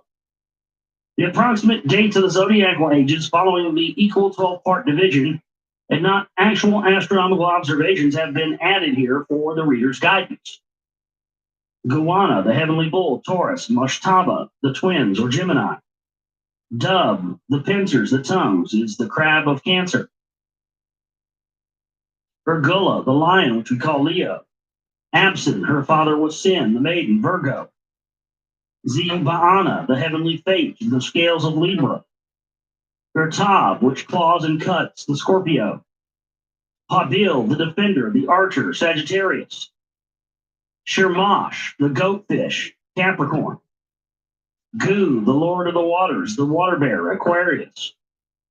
Sima, fishes, Pisces. Kumal, the field dweller, the ram, Aries. That this was the achievement from a time preceding mankind's civilizations is attested by the fact that a zodiacal calendar was applied to Enki's first stays on Earth, when the first two zodiacal houses were named in his honor. That this was not the achievement of a Greek astronomer in the 3rd century BCE, as most textbooks will suggest, is attested by the fact that the 12 zodiacal houses were known to the Sumerians millennia earlier by names and depictions that we use to this day. In When Time Began, the calendrical timetables of gods and men were discussed at length. Having come from Nibiru, whose orbital period, the Shar, meant 3,600 Earth years. That unit was naturally the first calendrical yardstick of the Anunnaki, even on the fast orbiting Earth. Indeed, the texts dealing with their early days on Earth, such as the Sumerian king lists, designated the periods of this or that leader's time on Earth in terms of shars. I termed this divine time. The calendar granted in mankind, one based on the orbital aspects of the Earth and its moon, was named earthly time, pointing out that the 2,160 year zodiacal shift, less than a year for the Anunnaki, offered them a better ratio, the golden ratio of 10 to 6 between the two extremes. I called this celestial time. As Marduk discovered, that celestial time was the clock by which his destiny was to be determined, but which was mankind's messianic clock, determining its fate and destiny. Earthly time, such as the count of 50-year jubilees, a count in centuries, or the millennium. Was it divine time geared to Nibiru's orbit, or is it celestial time that follows slow rotation of the zodiacal clock? The quandary, as we shall see, baffled mankind in antiquity. It still lies at the core of the current return issue. The question that is posed The was butter that asked cheers before all. by Babylonian and Assyrian stargazing priests, by biblical prophets in the book of Daniel, in Revelation of St. John the Divine, by the likes of Sir Isaac Newton, by all of us today. The answer will be astounding, but let us embark on the painstaking quest. And that's the end of chapter 1. I'm going to drink here. Oh, you start? Okay. Thank you. And we're going to get into a little chapter 2 for you here now. And it came to pass, the end of days by Zechariah Sitchin. It is highly significant that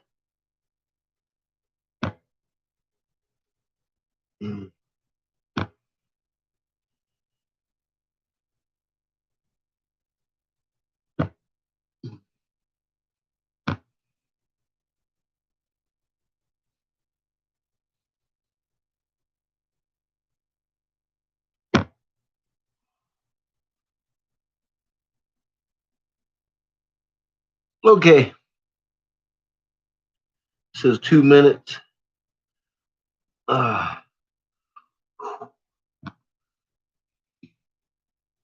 We're in there. We is in there. I got me some green butter in my beef patty. I just shoved it on in there, man. I'll tell you what, I ain't never done that. It's good stuff.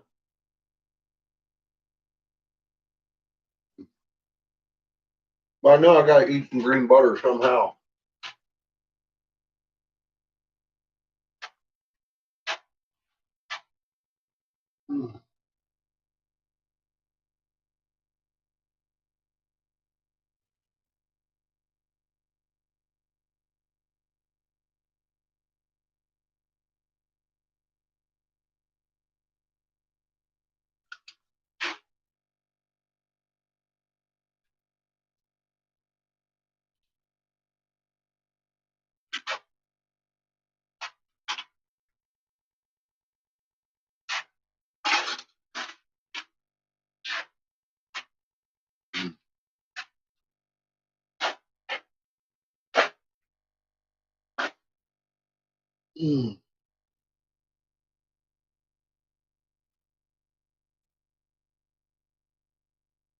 Zachariah Sitchin, read by Josh Reeves,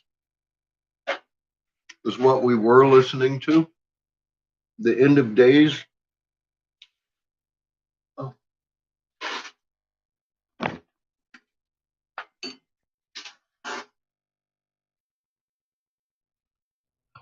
You bet. We're fixing to listen to Shepard and Bella's show. See what they're talking about tonight.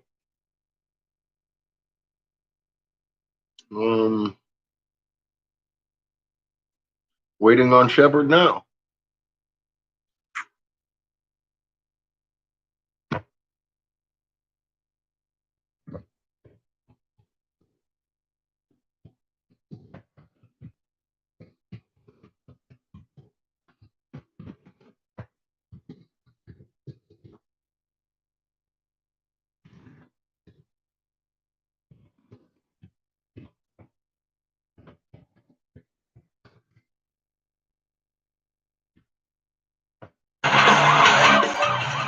He is known to be one of the most fearless journalists in the world. He kicks ass and chews bubblegum at the same time. He is Shepard and Bellis. And you are listening to the Shepard and Bellis Show.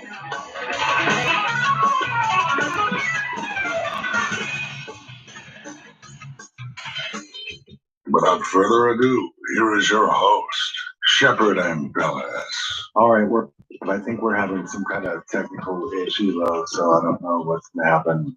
It seems like we're cutting in and out, but I don't know. It might be like a bandwidth problem or something like that. That's a lot of Cherenkov build up too. We're up to talk about Bethany and I behind the scenes. We're talking about the movie Greenland, new movie Songbird, and this Vice piece that's covering the continuity of government and these things, but it also has a little bit of addictive programming in it, and it basically talks about how Trump could gain control of the nuclear arsenal before his transition,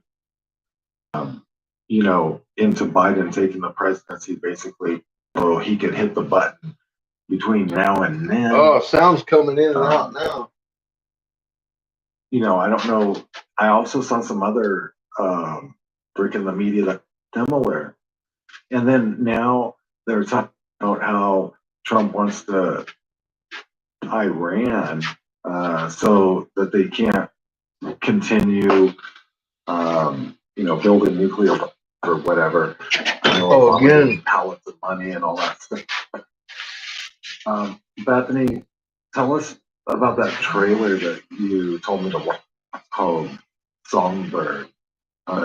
You were watching it before me, and what did you gather at this film trailer? Well, yeah, definitely, Shep. You are cutting in and out. It does sound like a bandwidth problem. I'm wondering how the listeners are hearing it. I'm just trying to get on the our page he's here. Cutting in and out. Bethany isn't. Can anybody hear us? Shep, do I sound like I'm cutting in and out? Yeah, you do to me. Well, if the listeners can they hear the show audio cutting in and out, so we can try to make some adjustments. Shep's cutting in and out. Not Bethany. Yeah. I'm just trying to read right now what the listeners are saying here. Crap. Yeah, so they're kind of hearing the same thing. Like sometimes it's cutting in and out or something. Yeah, like now you sound okay. So right. Just bear with me. Okay, well let's see what happens. Okay, yeah. So I just came across Songbird. Well, actually, my son brought my attention to it, and just watching some of the trailers. It's basically about being quarantined. We're in our 4th year of lockdown, and ironically enough, I mean, I can actually even really start reading the well, if you go onto the YouTube trail, look at the trailers for it. It is quite scary, and it reminds me of the Gray State. Some of you, I'm sure, are familiar with David Crowley. I know you are, Chef. Yeah. And supposedly he was suicide. I have my own beliefs about that, and I'm sure about you, Chef, but it reminded me a lot of the Great State. It gave me that eerie feeling, and it's produced by Michael Bay, who also produced The Purge. And ironically enough, when I was, kind of resetting, it was around Halloween time, so the Purge movies were all on, and I was always fascinated with them too, because I could see that happening. I mean, it really does happen in Italy, where they have these hunting parties, and when you start to see this stuff, it really, I think, like predictive programming, like you talked about, Chef, and bringing up this transmission here, people, it goes back to the masks and all that. People are getting very used to just wearing the masks all the time. And frankly, Chef, I'm starting to think most of the population, I'd like to think that they're getting sick and tired of it, but it just doesn't seem to be the case. It's almost like people have become so docile, through whatever they're putting in the air, and God only knows. We know the fluoride, the dumbing down, like we talked about yesterday, the schoolings, in the schools, rather, children's schooling. I don't know, it seems like the predictive code, it's almost like they're coming out with telling us more and more and more. There's more boldness. And then that Vice series that just started last night, I just happened to stumble upon it.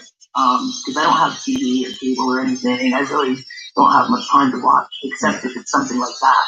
And I can watch and start taking it apart. But it's called Love and Rescue. We're cutting in and out pretty bad.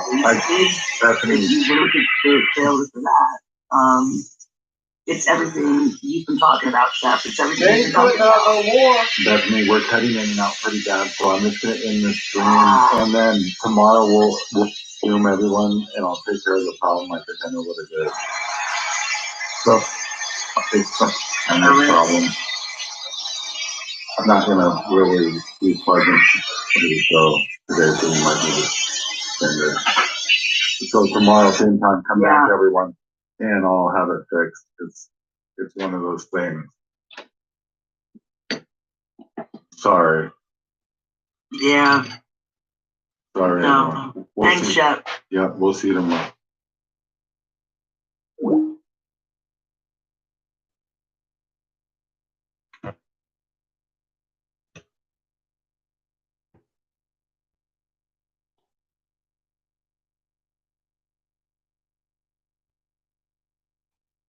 From Goldman Sachs Research, this is Allison Nathan. Welcome to Top of Mind, a podcast that explores macroeconomic issues. I was excited.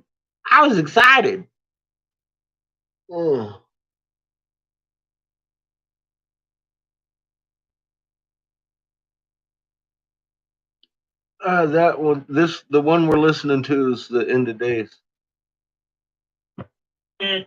In its record of Sumer and the early Sumerian civilization, that's a bummer, Cat. The Bible chose to highlight the space incident, the one known as the tale of the Tower of Babel. And it came to pass as they journeyed from the east that they found a plain in the land of Shanir, and they settled there. And they said to one another, "Come, let us make bricks and burn them by the fire." And the bricks served them as stone. And the bitumen served them as mortar, and they said, "Come, let us build a city and a tower whose head shall reach the heavens." Genesis 11:2-4. This is how the Bible recorded the most audacious attempt by Marduk to assert his supremacy and by establishing his own city in the heart of Enlilite domains, and moreover, to build there his own space facility with its own launch tower. The place is named in the Bible Babylon in English.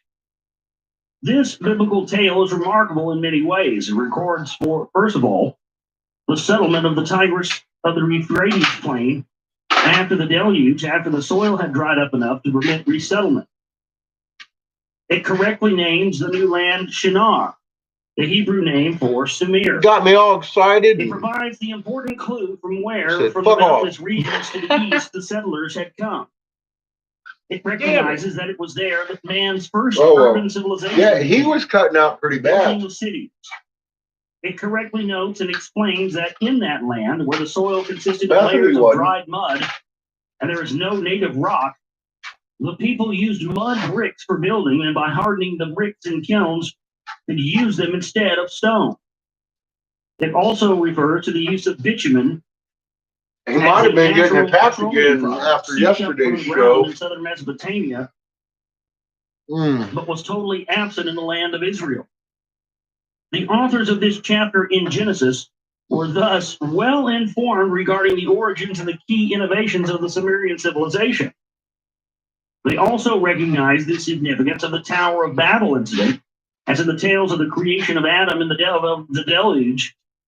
They melded the various Sumerian meanings into the plural Elohim, or into an all-encompassing and supreme Yahweh. But they left us in the tale the fact that it took a group of beings to say, let us come down and put an end to this rogue effort. Sumerian and later Babylonian records attest to the veracity of the biblical tale and contain many more details linking the incident to the overall strained relationship between the gods that caused the outbreak of 2 pyramid wars after the deluge. The peace on earth arrangement circa 8650 BCE left the erstwhile Eden in Israelite hands. That conforms to the decisions of Anim, Enlil, and even Enki that was never acquiesced to by Marduk Ra. And so it was that when the cities of man began to be allocated in the former Eden to the gods, Marduk raised the issue, what about me? Although Sumir was the heartland of the Enlilite territory, and its cities were Enlilite cult centers, there was one exception. In the south of Sumir, at the edge of the marshlands, there was Uridu.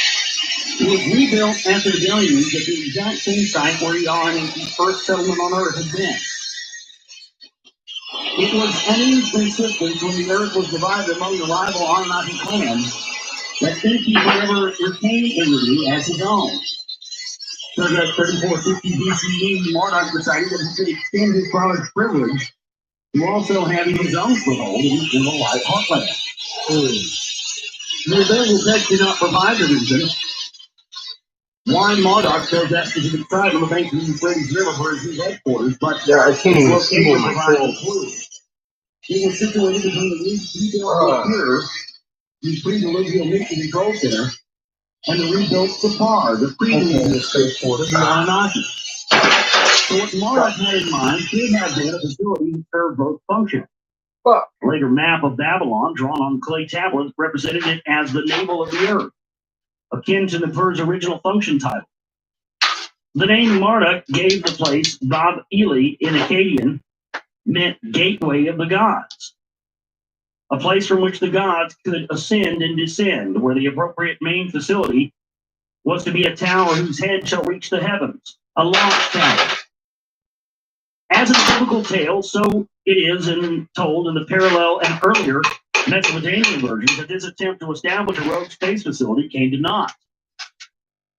Though fragmented, the Mesopotamian texts, first translated by George Smith in 1876, make it clear that Marduk's act infuriated Enlil, who in his anger a command poured out for a nighttime attack to destroy the tower.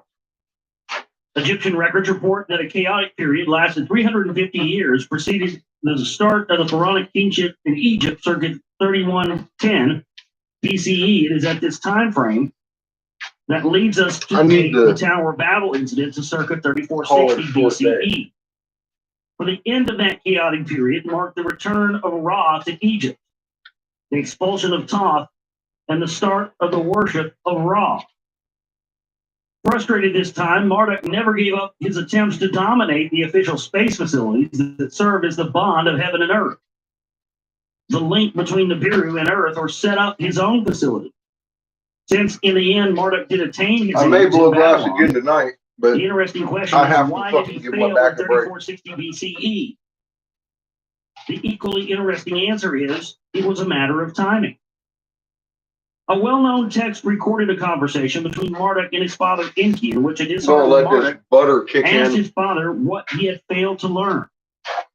What he had failed to do was to take into account the fact that the time then, the celestial time, was the age of the bull, the age of Enlil. Among the thousands of inscribed tablets unearthed in the I'm gonna go provided information regarding the month associated with a particular deity, and a complex calendar began in Nippur in 3760 BCE. Give it a minute. The first month, Nanasu, was the Eason, the festival time for a new Enlil. In a leap year with the 13th lunar month, the honor was split between the two. The list of honorees changed as time went by, as did the composition of the membership of the Supreme Pantheon of 12. The month associations also changed locally, not only in various lands, but sometimes to recognize the city god. We know, for example, that the planet we call Venus was initially associated with Ninmah and later on Inanna, Ishtar. Well, such changes make my sciatica and one of my discs is killing me. Celestially to what? Some zodiacal associations can be clearly inferred from text or drawing. Enki, at first called Ea, he used his home as water. Why am I walking funny? Because I sat on one of my fucking butt plugs. And initially, if not permanently, also with the fishes Pisces. The constellation that was named the twins Gemini, without a doubt, was so named in honor of the only known divine twins born on Earth. Nanar and Sin's children, Utu and Shamash, and Inanna and Ishtar. The feminine constellation of Virgo, the maiden rather than the inaccurate virgin, that, like the planet Venus, was probably named at first in honor of Ninmah, was renamed Absin, whose father is Sin, which could be correct only for Inanna or Ishtar. The archer or defender Sagittarius matched the numerous texts and hymns extolling Ninurta as the divine archer. His father's warrior and defender Sapar, the city of Utu Shamash, no longer the site of the spaceport after the deluge, was considered in Sumerian times to be the center of law and justice. And the god was deemed, even by the later Babylonians, as the chief justice of the land. It is certain that the scales of justice Libra represented his constellation. And then there were the nicknames comparing the prowess, strength, or characteristics of a god with an animal held in awe. Enlil's, as text after text reiterated, was the bull. It was depicted on cylinder seals, on tablets. Right, the bull. That's why Enki was supposedly Enki and Lil were, being reborn and existing they were reincarnating in different bodies, but Enki was the one that had compassion, and he's related to Pisces and the fish, so he's always been related to the messianic deities, figureheads, Jesus, etc. And of course, Enlil being the negative aspect has always been related to the bull or Baal. And this is why you had, Hebrews in the time of Jesus that were Baal worshipers. Well, they weren't necessarily Baal. Being Baal worshipers meant that they were worshipers of Enlil.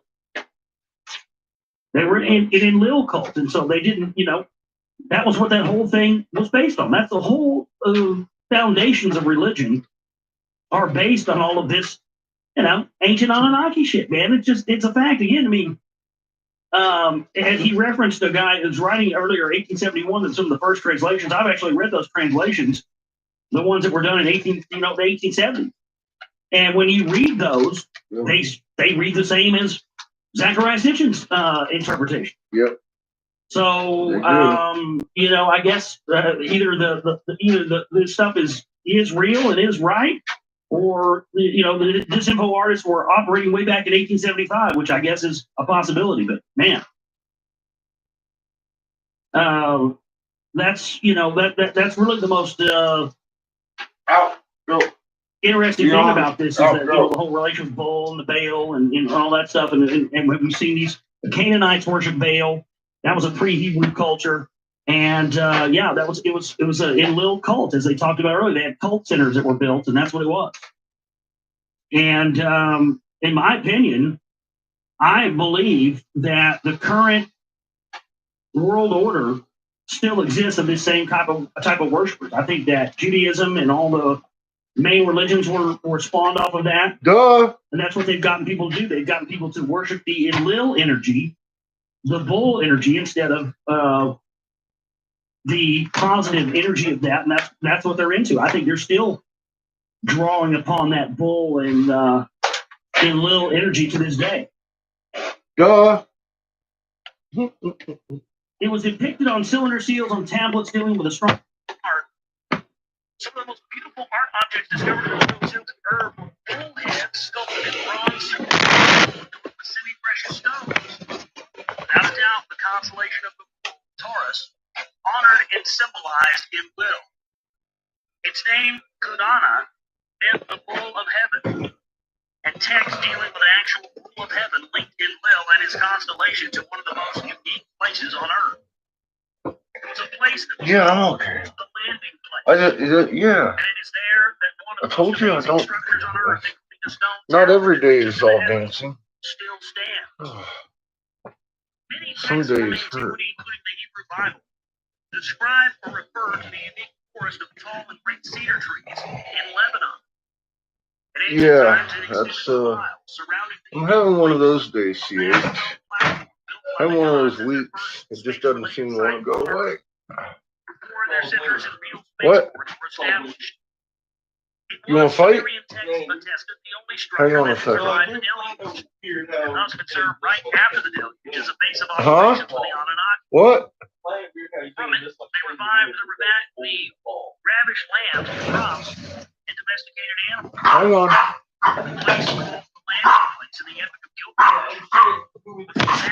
I mean, if we're going to fight, right now is your chance to do it, buddy. I can barely move. Let me set this down. All right, Chico, let's do this. Pussy.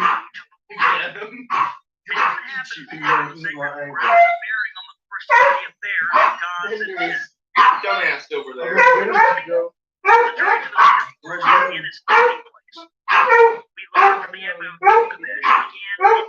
He defeated me, Chico. As a present to his great-granddaughter, Renata. Yeah, he's like, I'm going to get you. I'm going to get you. I am the evil. He was no ordinary man, for his mother was the goddess Nimsa, a member of Enlil's family. That made Gilgamesh not quite as lively as a battle as usual. Oh, I just couldn't elbow drop him today. It ain't working for me. Tell you what is working. I gotta turn off that oxygen. And then try to plug this fucking thing in without killing myself. That I'm gonna sit down. She agreed with him, but explained to him that the apparent mortality of the gods was in reality longevity due to the long orbital period of their planet. To attain such longevity, he had to join the gods on the Viru, and to do that, he had to go to the place where the rocket ships ascend and descend. Oh, there's one. Though warned of the journey's hazards, Gilgamesh was determined to go. I shall be right back. If I fail, he said, at least I will be remembered as one who had tried. Yeah, here. I'm with you there, buddy. At his mother's insistence, an artificial double, Enkidu, was made to be his companion and guardian. Yeah. Straight up made him an R2-D2 or a C-3PO to go with him. And that was kind of, I've always thought that was carried over into Star Wars because you don't see it in the first three movies, but when you watch the other three more recent Star Wars movies, they show that Anakin Skywalker was the one that was responsible for building C-3PO. He's part of building him as a project when he was a child. And then, of course, but you don't see that in the three original movies, but even though C-3PO played a large part in that. And so I think it's very interesting because when Gilgamesh was going out on his journey, they made a robot for him that could translate different languages and basically help him out with his guardian along the way. That's pretty, we've seen that in science fiction quite a bit. Their adventures told and retold in the epic 12 tablets and its many ancient renderings can be followed in our book, The Stairway to Heaven. There were, in fact, not one but two journeys. One was to the landing place in the Cedar Forest, the other to the spaceport in the Sinai Peninsula, where, according to Egyptian depictions, rocket ships were emplaced in underground silos. In the first journey, circa 2860 BCE, to the Cedar Forest in Lebanon, the duo were assisted by the god Shamash, the godfather of Gilgamesh, and the going was relatively quick and easy. After they reached the forest, they witnessed during the night the launching of a rocket ship. This is how Gilgamesh described it. The vision that I saw was wholly awesome. The heavens shrieked, the earth boomed. Though daylight was dawning, darkness came. Lightning flashed, a flame shot up, the clouds swelled, it rained death. Then the glow vanished and the fire went out. All that had fallen was turned to ashes. All that for a launching of a rocket ship? That sounds like, see, that's why some of this stuff is strange to me, because that, to me, in the description of that on the previous page, as it being in a missile silo, didn't sound like a rocket ship to me. This sounds like nuclear missile silos, as we would know. Because it just doesn't make any sense. You know, the heavens shrieked and the earth boomed, and though it was daylight and dawning, darkness came. That doesn't sound like a rocket ship blasting off. That sounds like a nuclear weapon going off. Lightning flashed, a flame shot up, the clouds swelled, and it rained death. That's not. Come on, Sitchin. That's not just a rocket ship launching. That's an underground nuclear missile silo. No wonder they're so worried about people in the Middle East getting nuclear weapons. Probably afraid they'll unleash some fucking Sumerian shit. Probably what Dinner Jacket's got under his hat in Iran right now. Probably what he's got. He's probably got some fucking Anunnaki nuke and fucking New World Order shitting himself scared over this shit. Discovered odd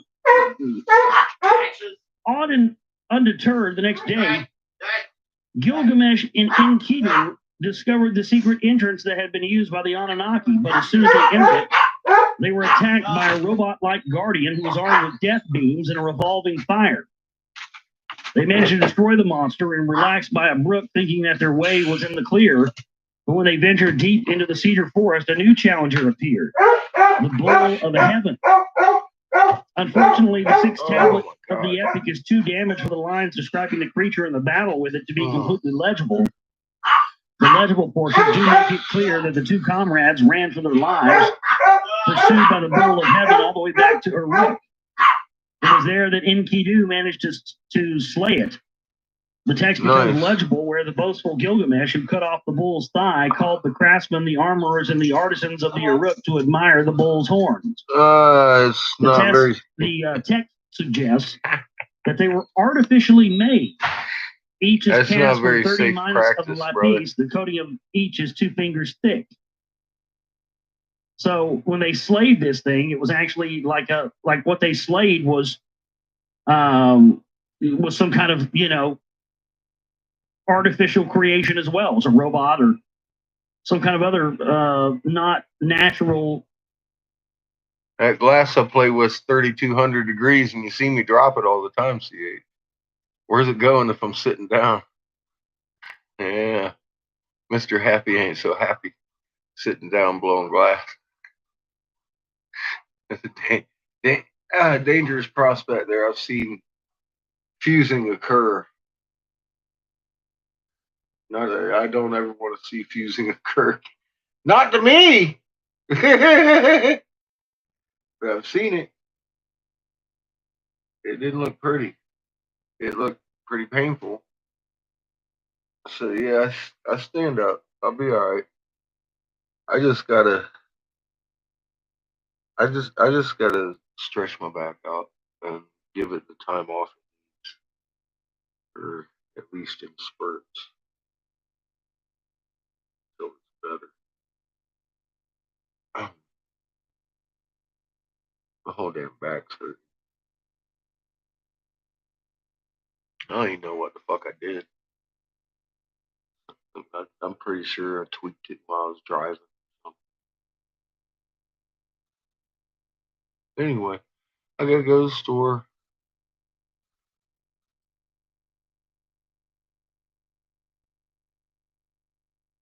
Your husband has them days too. Yeah, a bad back is not a fun thing.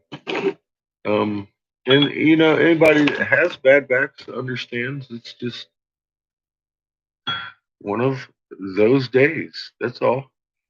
I'll be okay eventually. Hey, Doc. Seeing if I could get Doctor to work his jelly fingers on my back, I'd be all right.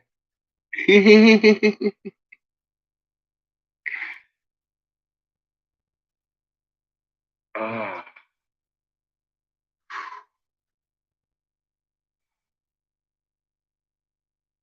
I need to break out my pipe wrench and beat shit out of myself again. Seems to be the only thing that works real good. So I'm going to go to the store. Gotta get bread and milk for this young man. Oh. Yeah.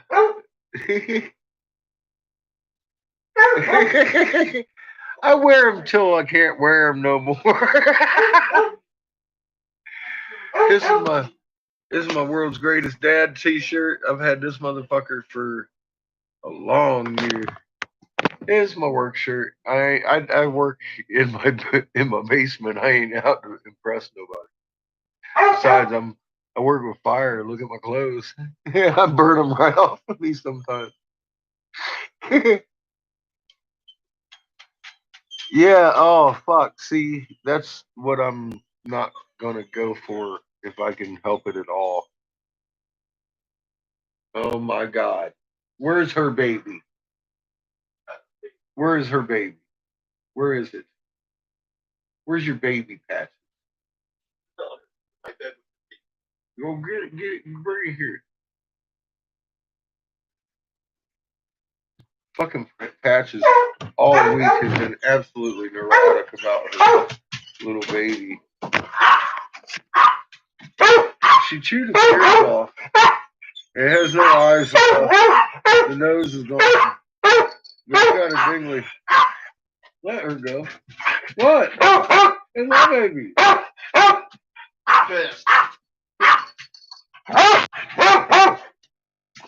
You're fucking with her and her baby. You got your baby. Go take your baby in there. She's gonna go hide the baby now. Uh-oh. She is. Listen to her high-pitched whining. She has been doing that all week because she is so neurotic someone's going to steal her baby.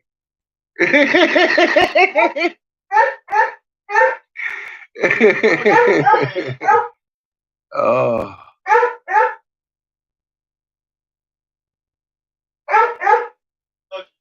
Yeah, I couldn't get out of bed the other day after I got back from my trip to Denver.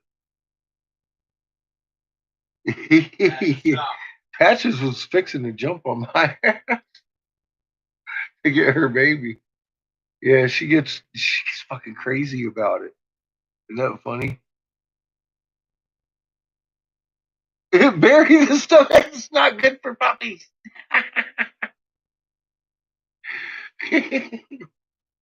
She ain't never had no puppies of her own, but it seems like a couple of months after she comes into heat or gets out of heat, she does this shit. She digs up the baby. She carries it around whining for about a week or two. Runs around the house.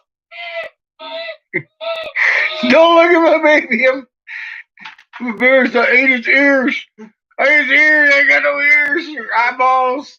The poor baby. She'll do the same thing with a rock too, though. Stop mocking me. All right, much fun to be had. She's got a baby. She want to be the mama. I know she would be a scary mama. She's too neurotic. You saw the puppy, right? He ain't got no ears or eyeballs. She loves it to death. She just sit there and chew its ear off. Man. You way too neurotic. Her baby went to fucking eat. She'd have to go and follow it. Only if it's not with her for 1